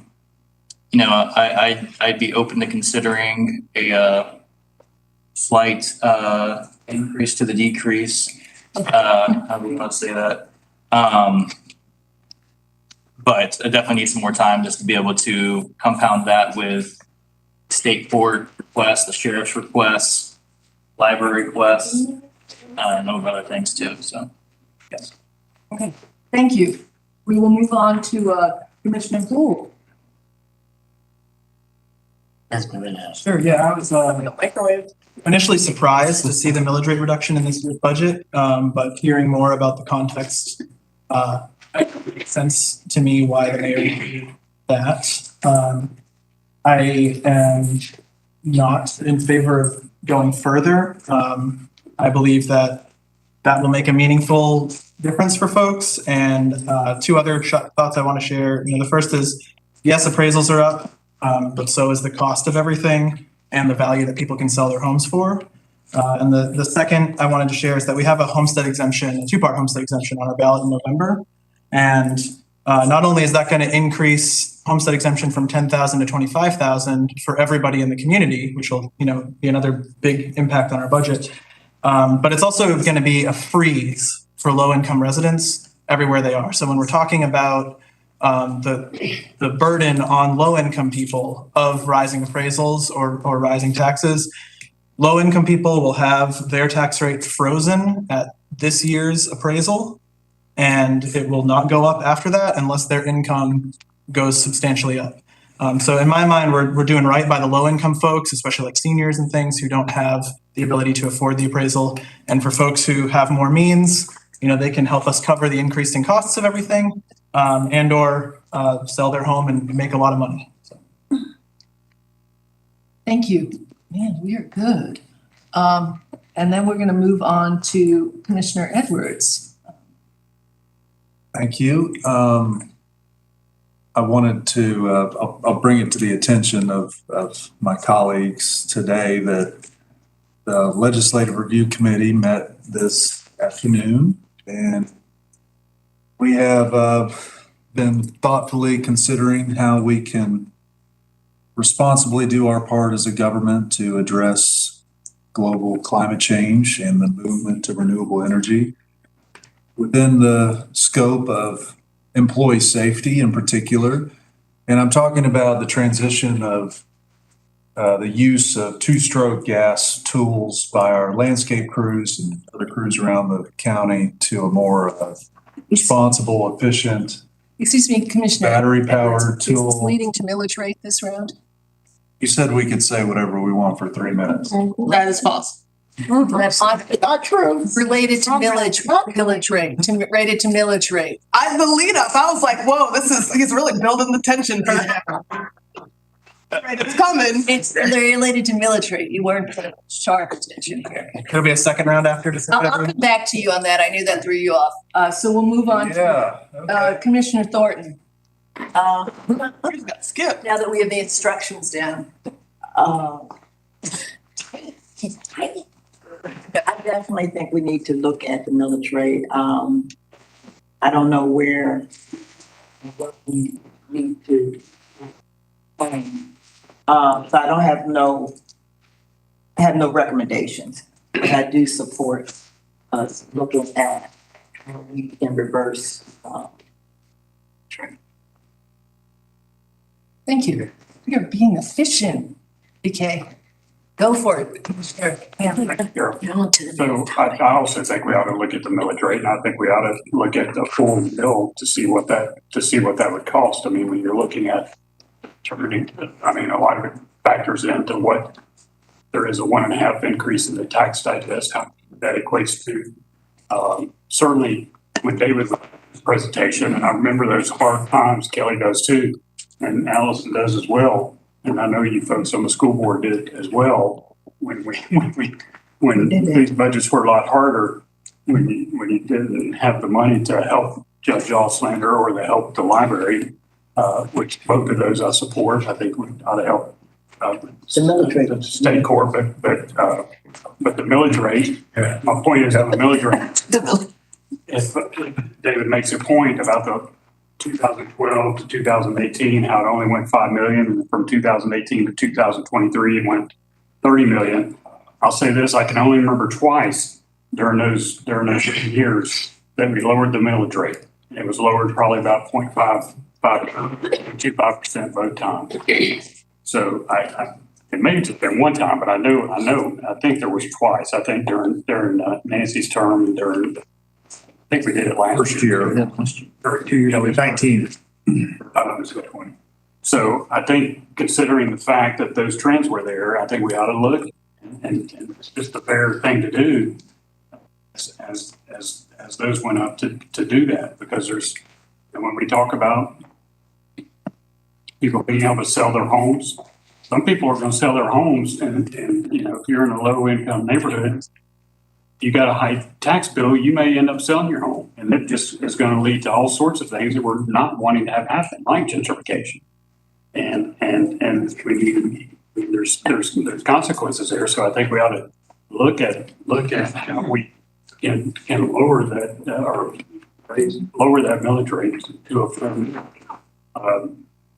I do have some suggestions once we look at expenses. Wait on that. Thank you, Commissioner Hamby. And we'll move on to Commissioner Davenport. Yes. So I like the mayor's mill rate reduction. But just a comment to the general public and my colleagues. Things cost, really do. If we want to pay the library board, we want to pay for these services, the money is going to have to come from somewhere, and hopefully sales tax will be able to compensate that. But you just got to think wisely down the road when the next 2012, 2014, 2015, or whatever happens, that that our services, the service deliverers that we do provide for our community is actually paid for. Because if not, then we look at some cuts. I like the mayor's mill rate reduction, but I'm open to look at that more. But also just a question, what does the mill rate look like for our surrounding counties? I don't need that long, it's fine.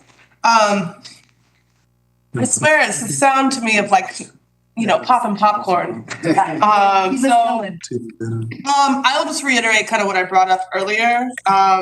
Across the board, rollbacks benefit folks with means and folks without equally.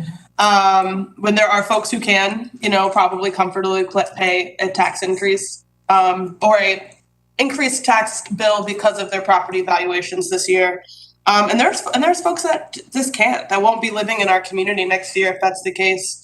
And I just think it's really important for us to offer targeted relief for individuals that are truly strained by this and other costs associated with home ownership, as we have discussed in our American Rescue Plan meetings around affordable housing. So I would really like to get feedback from the attorney's office and others between now and deciding upon the budget to see if that could be the case, how many people we can help through those means, et cetera, so that we can consider that as a way to give relief to the most troubled, rather than do an across the board rollback that would benefit folks who might not need it. Thank you. Commissioner Link. Yeah, I'm kind of at a place where Commissioner Denson and Commissioner Parker and Houle all are, where, I understand the logic behind the millage rate rollback, particularly if we are bringing in more revenue and, due to these increased assessments. But I also want to know what the impact of that homestead exemption increase is going to be. And I really would like to see us come to a place where the folks who are really, really struggling and at risk of losing their homes or leaving the community can benefit more from reduced millage rates. I mean, Kirby Smart and Brian Kemp can afford to pay a couple extra grand, whereas, the little old lady in East Athens living on a fixed income in a home that her family's owned for generations, is gonna have a really hard time coming up with that extra $500. And I don't know how we can legally do that, you know, but I feel like we need to somehow find a way to do it and understand that, you know, there is a bigger hit coming with that homestead exemption. If that passes, then I'm confident that it will. And I do believe that a larger homestead exemption is overdue. So yeah, just how do we find the balance to assure that the folks that are really, really in dire straits get the help they need? Thank you, Commissioner. Like, this is working very well. All right. Commissioner Wright. Okay, so this is usually the point in the budget where I'm asking for how many with hotel motel. Hotel motel is already taken. I'm going to skip over and stick with the millage rate. Can I get the dollar amount of what a half mil effect is and the 0.25 effect? So that we know the increment. Is that already in here? 290,000. Okay. It's 1 mil equals 5.8 million. I know, but Yeah, 290 for the quarter? for the half. Okay, all right. Wait, can you say that again? 1 mil is $5.8 million. Oh, okay, I got it. 9 for half a mil. 2.9. 1 mil, all right, let's get it all to the 1 mil thing is 5.8 million. Right. Right. So the math that we've already talked about wanting to look at the difference in the property assessment, that's going to give us more for this equation in our talking and understanding that rate that we're expecting to be in our two large pools of revenue that are coming in. That's going to be able to give us the math to talk about what is in that increase that gives us the amount to give a break. This isn't just about the home. I'm not going to get into the homestead exemption because that's an if it passes, and that's only maybe a third of our properties have homeowners in them. We've got businesses that are going to not be able to stay afloat after they open back up with the property tax bill that's hit them, the assessment. So this is businesses. I understand the continued want to stick to the man, but if somebody can afford their property tax and so you don't mind giving them an increase, that's personal. We should be thinking about the whole community. And that's where I think the voting in November is going to come into effect. $25,000 homestead exemption is going to help everybody, and the lowest property value is going to be the most affected by that. And the low income property tax, those people are going to get two benefits there. And so, but that doesn't happen until November. And again, the assessments are going up at a rate that, and that doesn't come into effect till 2014, right? 2024, I mean, if those go through. So I think that there is a reality that we can give all of our community a break and still do the good things that make people want to do business here, have a business here, keep a business here, grow their business here, as well as the same with have a house, keep a house, grow their family here. So I think we can do it all, says the middle child. I think we can do it all. And then, yeah. Yeah, we did it. Good.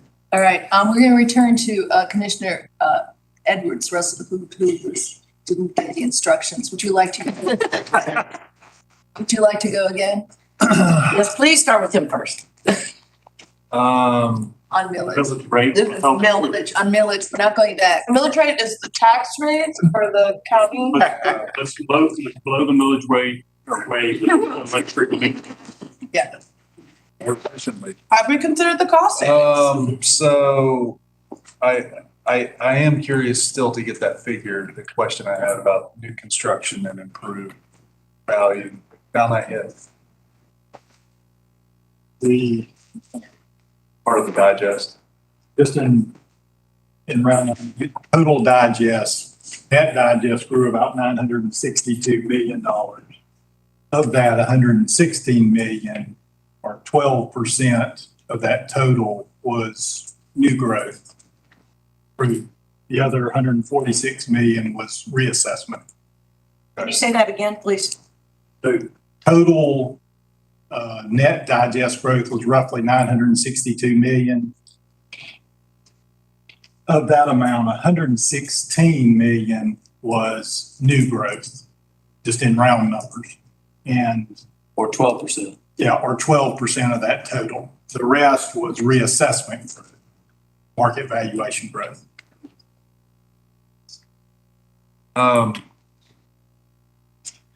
Yeah, I was happy to see a 0.5 mil decrease, and then I'm also happy to see the 25,000 homestead exemption go through, coupled with some other policies that we're going to have to implement in the coming years. You know, at this time, I'm still wrapping my head around how the 0.5 mil decrease with the 25,000 homestead exemption are going to work together to provide a good place to live for our citizens. So I'm comfortable moving forward. I'm going to give myself 3 minutes as well. I'm really interested in seeing how the math works out all around.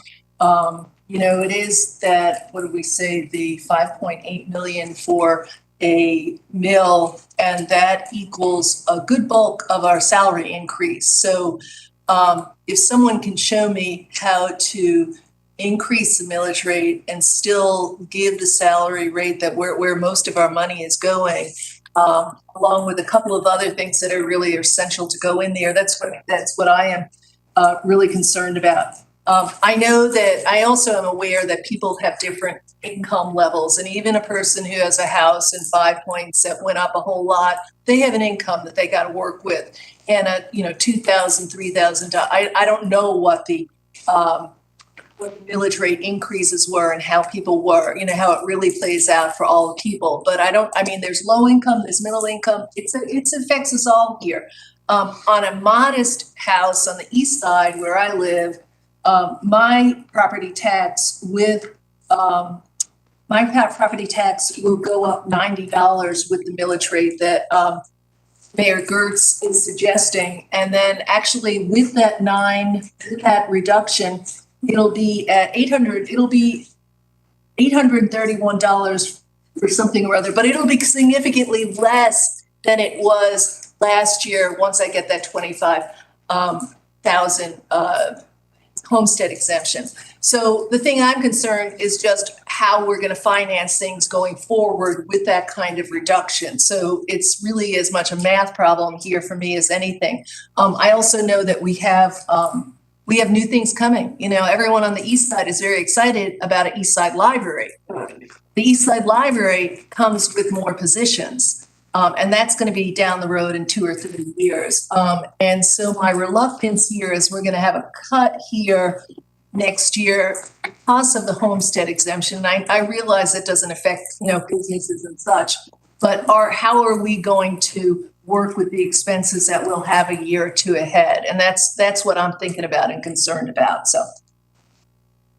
Madam Mayor, or Mayor Pro Tem, can I just make one quick comment that came to mind?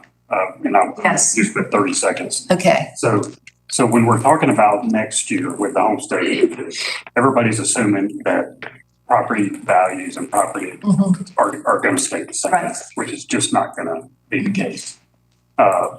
So you're assuming that, but also when you talk about a millage rate reduction, what you're also talking about is helping people that aren't going to get that homestead. Oh, yes. You're helping people that are paying rent. Because somebody's property taxes that are going up, that landlord is going to pass it on to the renter. It's just the way it works. Yeah. Or any cost associated with any business is going to get passed on to the consumer. So, how do you just keep that in mind? Yeah. Okay. Thank you. Thank you. You're welcome. Thank you for that. Yeah, it's a very complicated issue that I think we're all trying to continue to grasp with. There's a lot of math involved here. Let's move on to another round. I think this was really good. I think actually limiting it in the time is very helpful to help us listen to each other. And I would like to just go on here to 3 minutes where you could talk about anything, but you could talk about general priorities that are real important, or if you have something specific, but keep it at 3 minutes. And what we'll do then is when we finish that, we'll evaluate the time together and decide if we want to do another round of any kind of response or follow-up. How does that sound? Commissioner Thornton? Mayor Pro Tem Abby. Yes? Oh, good night. Not to, okay. Okay. See you next week. See you Monday. Right. All right. So it started with 5. So let's go back to starting with 1 this time and just keep it nice and simple. Okay. So I just have a question. So I just got a question on the paratransit demand response. And most of my questions won't be like policy, but limit the increasing cost of providing services by ensuring only qualified individuals are permitted to use the service. I just have a question on because we have a growing demand for elder services in this community. We have a lot of retirees, so limiting the increasing costs seems counterintuitive considering that we have a growing population. But we just talked about our independent agencies and CDBG funding, and one of the requesters for funding was going to provide some of the lift services that was denied. So I was going to ask my colleagues to potentially fund some of those CDBG out of general funds to help provide for elder services for people to get transportation around town. Hopefully that makes sense after my brain is shutting down. But it just policy question around paratransit demand response, and that's it. Okay. Thank you. Go on to Commissioner Parker. Let's see. Which one start? Want to go the opposite way? You can pass. I can come back to you. We can go to Commissioner. Get my thoughts together into like a good structure. Will you come back to me too? Okay. Commissioner Denson? Yeah, and we're doing more open. Oh, right. I'm sorry. I was going out of order rather than there. Yeah. Commissioner Wright. I missed our category. I want to make sure I'm in the right process. General. Wide open now. General. Priorities, like general priorities. Okay. Yeah. So as a priority, the $640,000 that's available, unallocated, I hope that we can prioritize one-time cost items. Usually during this time, we have sort of the once category also includes as a one-time, potentially lower minimum reoccurring. What do we call that when we're doing T-SPLOS? T-SPLOS has the operating fund effect. Is that the other category we have sometimes on some of our SPLOS? The operating costs. Operating costs. So if this is a one-time cost, making sure we're also giving staff time to tell us, might be one time, but might have some sort of a reoccurring. I think that money should have minimal commitment that we know, such as the library. I think that the ability to address that needs to be a concrete reoccurring revenue area. I support what our courts are, their needs and their asks. I have in the answers from Tuesday's question should be, I think, more details on the juvenile court.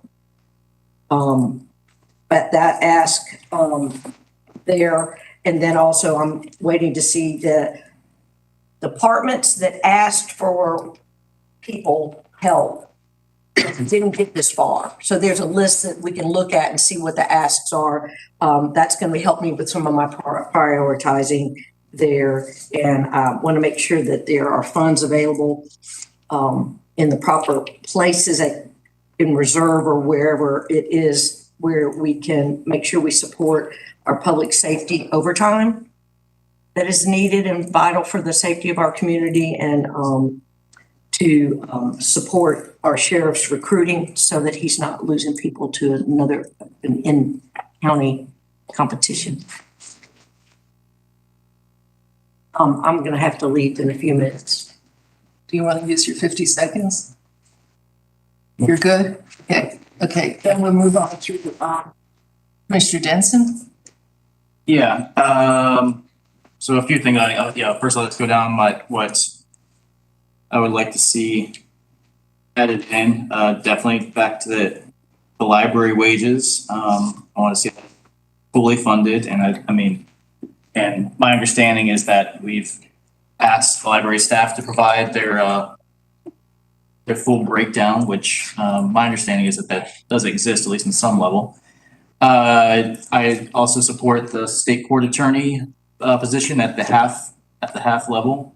Seems like it's needed, and it seems like an ask that's not going to break the bank there with the 38.5. Going back, also to the overtime.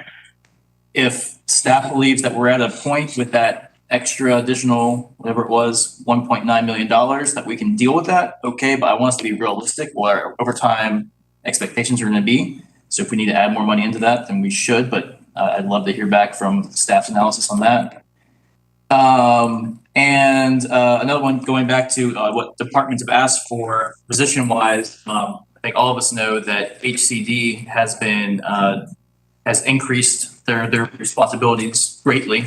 I know they asked for a number of positions, which they got given a few of them, but I'd like to see us give another one of those positions just to help them out since they're taking on so much.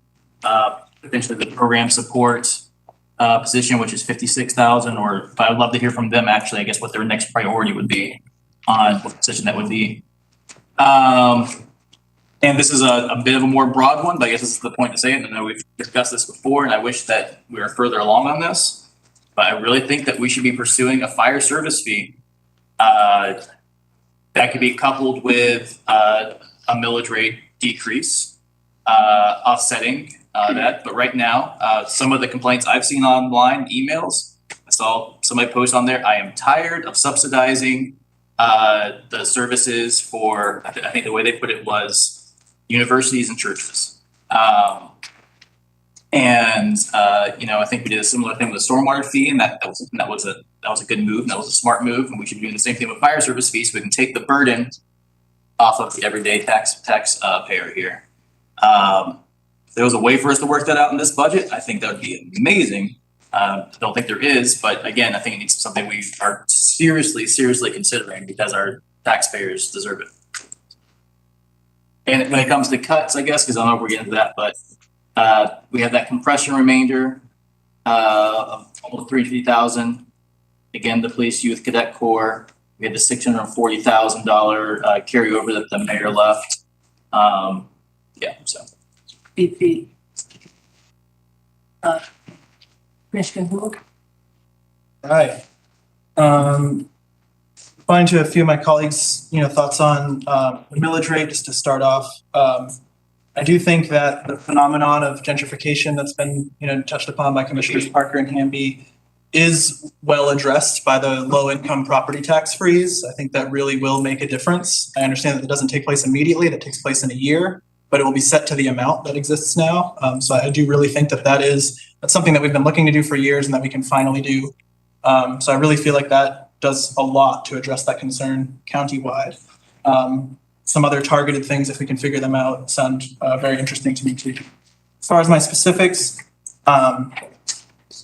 I too am interested in cutting the youth cadet and also the assault rifles. That would total 208.5. Coupled with the fund balance would be 850.5. And so then subtracting from that, I'd like to honor the full request of the Community Arts Council, which is an extra $4,000, small amount. The $15,000 request from our attorney, the 38.5 from the state court, the clerical error on the homeless shelter for 20,000. So that's 77.5 total. If we couple that with the leaf blower discussion we had earlier today and legislative review that I know Commissioner Edwards will wax on about, that would be 152.5. And then if we add on the full funding of the library, which is 220,180 to fill in that entire gap, we would have 477,820 left over from just cutting youth cadet and rifles and using the fund balance. So with that remaining amount, my priorities would be a mix of trees, EMS equipment, and then my priority departments I'd like to look at the requests of would be HCD, Leisure Services, Inclusion, and TPW. I'm also interested in exploring the fire service fee. And my last thought is I think we really need to take a hard look at inmate labor. I'm looking forward to going through what's in here. But I really want us to get away from incentivizing incarceration. It's unpaid labor that we rely upon.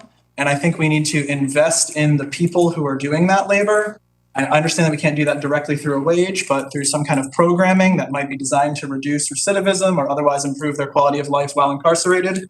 And valuing that at $15 an hour, I think would probably have a real budgetary impact that we may not get to this year, but I really hope we can take seriously next year, because otherwise we are literally creating an economic incentive to incarcerate people. And I think we need to disentangle ourselves from that phenomenon.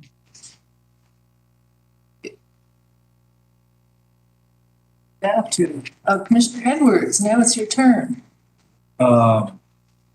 As Commissioner Hull said, the LRC, voted today to recommend to the full body colleagues here today to increase the funding request from staff for the transition away from two-stroke gas burning tools to electric tools. Increase that funding another $75,000. So that would get us on track to have a 3-year transition away from these incredibly dangerous, filthy machines that our employees are using every day that burn a slurry of oil and gas and cause cancer, throw dust in the air. They really are, we've learned a lot on the committee, and it's certainly centered around employee safety, employee welfare. So we bring a recommendation from the LRC to please encourage our colleagues to support moving away from these hazardous machines and adopting more responsible, eco-conscious tools for our staff. I'm also amenable to exploring cutting off the cadet corps and figuring out what we can do for our library workers. I certainly would like to see a plan from library leadership or more information from library leadership. I would just like to hear from more citizens who support the library. I mean, nobody has called me in support of the library. I mean, are people still going to the library? I mean, do we want a library? Okay, well, books. What is that about? I mean, are folks reading books? I mean, we have a Friends of the Library board, I think. I mean, I haven't heard from them. So I guess I would like to know that this community, in fact, supports libraries and wants to support our library and keep it in good operation. Because, yeah, it is sort of disheartening to hear employees come up here and shed light on how they've never experienced more turnover in a job than this, what I think is vitally important. But I don't know, maybe I'm out of touch. Maybe libraries, I don't know what's going on. Pandemic has changed things, I don't know. But I know that I spent a lot of great days and mornings with my son during story time. I mean, I like the library. I certainly would like to know that I live in a community that supports libraries. So I'm hoping that I'll hear from somebody else in the community besides the handful of employees. I understand their concern, but I'd like to know that I live in a county that supports the library. So please reach out to me, let me know. That's it for now. What a timing. Okay, I'm going to go to myself, just keeping with the numbers here, and say that just to Commissioner Edwards that I am a frequent visitor to the library. And of course, all those people on the east side are very excited. Their number one thing they're interested in is the East Side Library. So I will encourage them all to reach out to you when they come to my town hall meeting on Monday to talk about the library. I haven't heard Yes. from anybody Yeah. on the east side in quite a long time, actually. Well, wait till Tuesday. The other things I am very much interested in supporting the library, as well as the whole salary increases that we talked about for all the staff. I think that's essential that we do. And that is where my challenge is with our tax digest and such. Because that's a big amount of money. I think as Director Boyd pointed out that we have, 70% of our general fund goes to compensation. So this is, when we're talking about cutting things, I want to support our staff. I'm also very interested in the equipment for making sure that we have the medical supplies and equipment for the fire department, so that when we do up the training level, that our fire department, take me a minute off, okay? Tell me when it's down. I forgot to hit start. When we have this new training person in place and we're able for our EMT plus and higher levels to do the work, that we have the supplies for them. And I think it's a fairly small amount, and I'd like to see us put that in there. I've also had, Vision Zero position. Again, no one's brought that up. I think that's very important. That's a focus on reducing traffic fatalities that are going up all around the country and here in Athens, and problems as well. And an interesting thing I learned recently was us having a Vision Zero position and program will make us more eligible to get some of the federal funds that are going towards pedestrian and street safety. So I think that's a really important position to keep in there. I'm going to be talking to Commissioner Davenport, who represents the east side as well. I do have a bunch of people on the east side who are really pulling together to look at beautification and sense of place issues and coming up with some sort of plan. And I'll talk to Manager Williams to see if there's any money in the hotel motel tax fund that could be used as just a little seed to encourage that kind of development on the east side. And I think that's all I have for right now that I can read of my writing. So, okay, so then 30 seconds to spare. Yeah, well, there we go.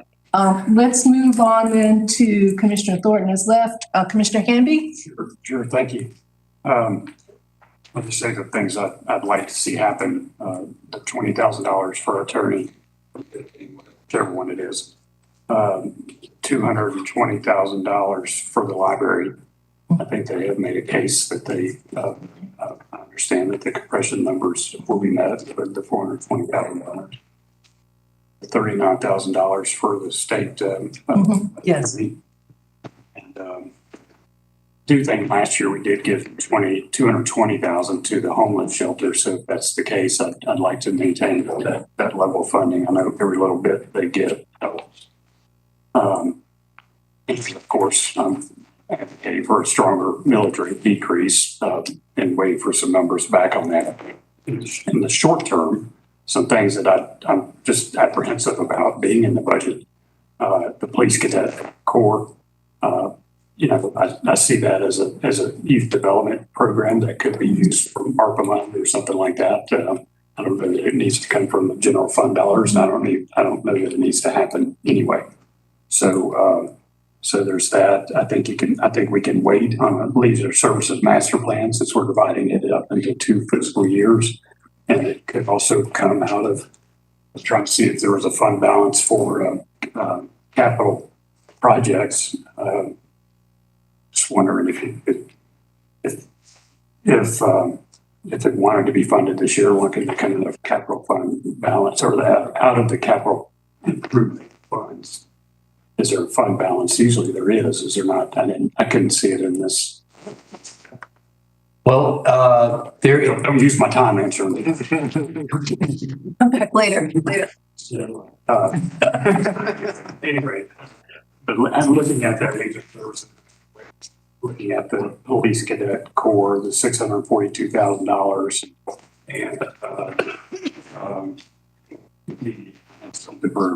the nonprofit capacity buildings at $250,000. I'm really not sure why we couldn't look at the ARPA money for that or some sort of CDBG dollars for that.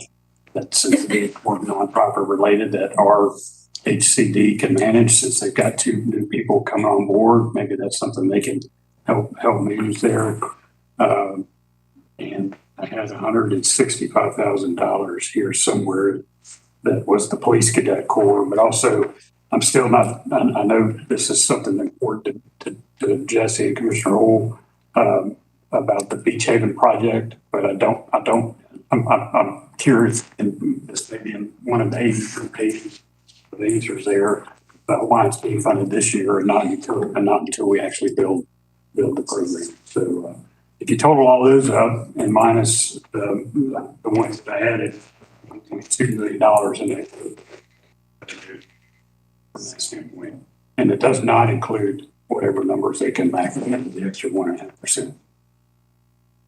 Thank you, and we will move back to Commissioner Parker now. Yeah, thank Time to think.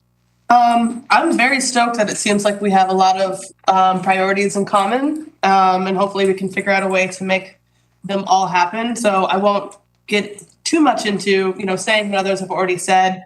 I am anticipating and looking forward to hearing back from staff about wage compression among poll workers to see if the amount budgeted for their wages addresses that, as well as if there's any additional staffing needed in the planning department to address what might be perceived as a backlog in potential initiatives that could help with affordable housing. We have people asking us about ADUs. We have people asking us about missing middle housing, and so sort of supporting them and getting some more of that coming our way in the form of ordinances, and then out there in the community. I will additionally say, it feels like y'all said a lot of what I wanted to say. I will add on the police cadet program. I was actually looking at the youth development survey that we sent out, and we had a lot of young people in the community respond, particularly asked about what sorts of interventions they think would prevent community violence, and this never came up. And so I think that being responsive to the identified needs and interests of the folks that are going to be inheriting this community from us is really important. And so I would agree with Commissioners Hamby and others that that might be a potential source of cost savings. I will also say that this is just like perhaps just a general consideration, maybe not something that's addressed this time around, but something we should continue to keep in mind. As in response to the sheriff's concerns, very valid concerns about, issues of recruitment and morale, when he said that, people don't want to work at the jail. I imagine not a lot of people want to keep other people out of sunlight and where they can't see their families. And if you do like that, maybe you shouldn't be working at the jail. And so I am supportive of trying to figure out how we can increase recruitment, if that, comes in the form of salary increases, or perhaps, as with many other industries, sort of making clear to folks the time commitment and the requisite pay increase that might actually reveal to potential applicants a parity between the sheriff's office and the police department. I also want to note that we don't have any data, from my understanding, from the last ever about the impact of our decisions around incarceration and actually reducing recidivism. In the manager's response to my question to this end, because that wasn't reflected in the performance measures in the budget for corrections, he does list, and this was very helpful, there is a reduced rate of recidivism among folks that participate in our on-the-job training programs, but that refers to stuff that we could also be doing out in the community rather than tying it to incarceration. So in future budgets, perhaps even in this one, considering how effective this is and the role of decarceration in helping with staffing problems and making the community safer. Great, thank you. And Commissioner Link.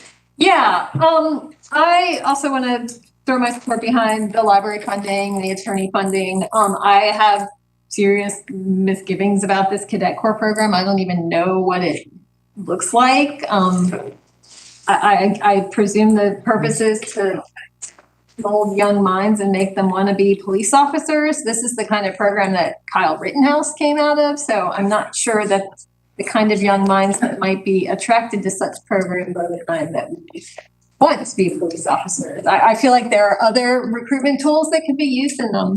I brought this up before. I had a discussion with Chief Spruill about, direct recruiting maybe from UGA athletes.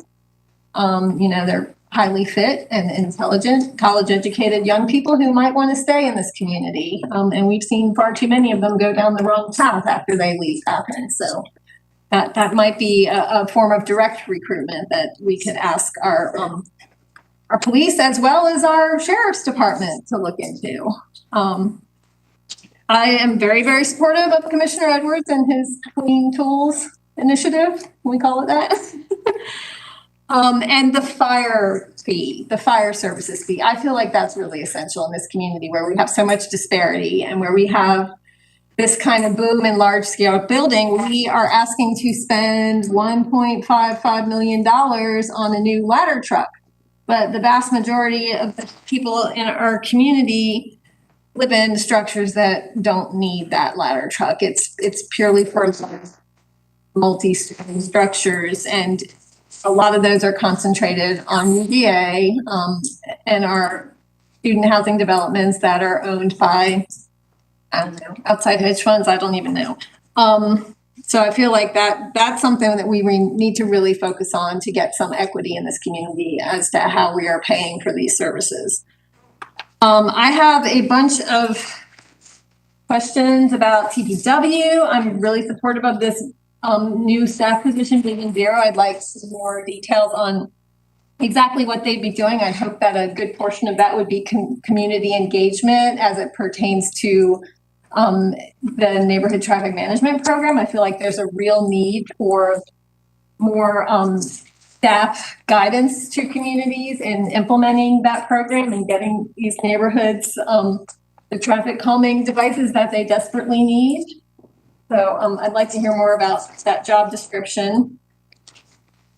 Also, I have concerns about the need for staff and crews to install those traffic safety devices. We voted for speed bumps on Boulevard about a year ago, and apparently that we have no idea when they're going to happen because apparently we can't get the contractors to put them in. So I'm wondering if we have staffing issues that we could. And I have questions about our pavement budget and how it pertains to paving dirt roads because of that one issue I brought up before. Thank you. I think all the football players got drafted. Oh no, we gotta draft them back. No, a lot of them are out there raping and murdering. I think they're making $1 million going. Yeah, a couple of them are out there raping and murdering. Whoa. Allegedly, Jesus. Yeah, if you, that's a good thing. We want to wrap this up because it's been a long evening. I did have a request for a 1 minute on a final thought, which would give us about 8 minutes. That means we'd be out by 9 o'clock. You know, start with. I'm going to start so I can. I don't have. I'm going to just yell them all out at once. No. I'm going to start so I can go to you as well. One is I want to repeat that I think, like Commissioner Pargas said, that there's a lot of overlap here, and I know we have some different discussions about the millage rate, but it also seems like we also have the same concerns about the majority of what we want to see funded. And so that makes me feel very positive. Perhaps we can all put our minds together here and come up with some sort of financial plan as well that will be able to do that. The other thing I haven't heard, but I mentioned support of the salary increase, and perhaps we could just in your 1 minute say if that is something that you all just assume you're supporting or not. And that's all I have to say. Salary increase for whom? For the one that's built into the budget. Oh, that's not a cuttable item. All in favor, say aye. All in favor? Yeah, I don't think anybody wants to. No, work on it. Okay, Mike, you got 1 minute. 1 minute. Yeah, like I said, I wouldn't mind seeing more on the increase, but we can have a. You mean a higher increase? Yeah, hopefully we can have a plan in place to where employees can see. When you hear David talking about the stay flat as 2x4, I think is what you mentioned. you know, I think it'd be fair to our employees to say, okay, you're getting this year, we're going to shoot for this the next year, and just have a plan in place so employees know that we are working on that table and trying to make sure. And I know HR is looking at things like that, so there's no doubt with us. But I can't think of anything else to say. Tonight. Okay, we're gonna go reverse order. We're gonna go back because you and I were like 10 and 8, right? So now we're gonna go to 7 to Commissioner Edwards. Final thoughts, 60 seconds. What do you want me to say? Final thoughts or nothing, pass. Say goodnight. Final thoughts or nothing, pass, say goodnight. All right. Commissioner Hool. Two things. One is, we don't know until we get the figures back from staff, but we might be able to use, SPLOST sustainability money for the leaf blower proposal, which would mean that we wouldn't have to factor that into what we're moving around otherwise. Hopefully that's the case. And then the other thing, to respond to your question, Commissioner Hamby, about Beach Haven, they've got it on, it's number 24 on page 9 of this very dense thing. But the situation at Beach Haven, it's been owned by the county for a while now, and there's already a network of trails on it. And there's a lot of historic artifacts and the building and everything. And there's a lot of issues right now, both with moving into protected habitats that the Sustainability Office wants to protect and damage to property. And so I think in order to preserve what we've got and actually have a long-term savings on the land and of the amenities on the land, that would be the ultimate realization of that park in 8 years, as well as to give people just a very, very basic level of like foot walking access. That budget is essentially designed to address that. And it will help with Ben Burton as well. And maybe we could look at even a half a year's budget for it to start with. Right, great. Creative thinking. Commissioner Jensen. 1 minute? We're going, okay. Backwards. Okay, I'm so confused. yeah, the last thing I'll just say is, I mean, everything else that's on the mayor's budget, I was, if I didn't say I disliked it, I like it. So I wanted it in there. So definitely salary increases. Yes, all the way. I will say, like, when it comes to the nonprofit capacity, I do think that's a thing that we've seen the need for, but have been reluctant to fund. I think it's a worthwhile thing for us to pursue. Definitely would be open to possibly just doing Beach Haven for half a year to get some savings. Yeah, other than that, I don't have anything else. Great. Moving on to Commissioner Wright is not here. Commissioner Link, you got a minute. I think I kind of covered it all. Okay, The last grant. we got it. Great. Commissioner Parker. Yes to boosting the library all the way up. Let's see how we can support our poll workers. Let's see how we can support our young folks in other capacities, and talking to folks that work with a lot of young people and also know the streets, which I think is really important for reducing gang activity, reducing violence. Kids want to get, they want training in stuff like graphic design. They want to get outdoors. They want to learn more about STEM. And so when we talk about that $500K and youth development funding that didn't get allocated, let's think about that. No assault rifles, please. Hey, and Commissioner Davenport, you got 1 minute to wrap us up for the evening. Be real quick. Most of the stuff that my colleagues support, I do support as well. Just trying to save some time, but I support the non-profit capacity. Of course, I'm a big living wage guy, so any of the wages for county employees, library staff, poll workers, support. Really like this year's mayor's budget. I always like his budget, but this year for some reason it's really big. I'm a no on the fire impact fee though. Great, that's good. Thank you. I don't have to adjournment because we didn't. This is the end. How about that? This is the end. I'll follow up. We're going to come back. We're on, for those people who are watching, the budget will be on the agenda. We're not really going to be discussing it all that much, but there will be an opportunity for. If we do need a. Okay, we will have a. Move to adjourn. Move to adjourn here. I have to wrap this up here. Move to adjourn at conclusion of Commissioner. Wait, I'm words on there. So we will be meeting on Tuesday, and that's, when is the next Bill of Rights? That's on Tuesday? To talk about the tax the budget and taxes and so forth on that. And then we will have, it will be on the agenda as well. So there may be a brief discussion, but we'll be back in here next Thursday. And now I'll take a motion to adjourn. Move to adjourn. Second. All in favor? Aye. Thank you. Oh, no.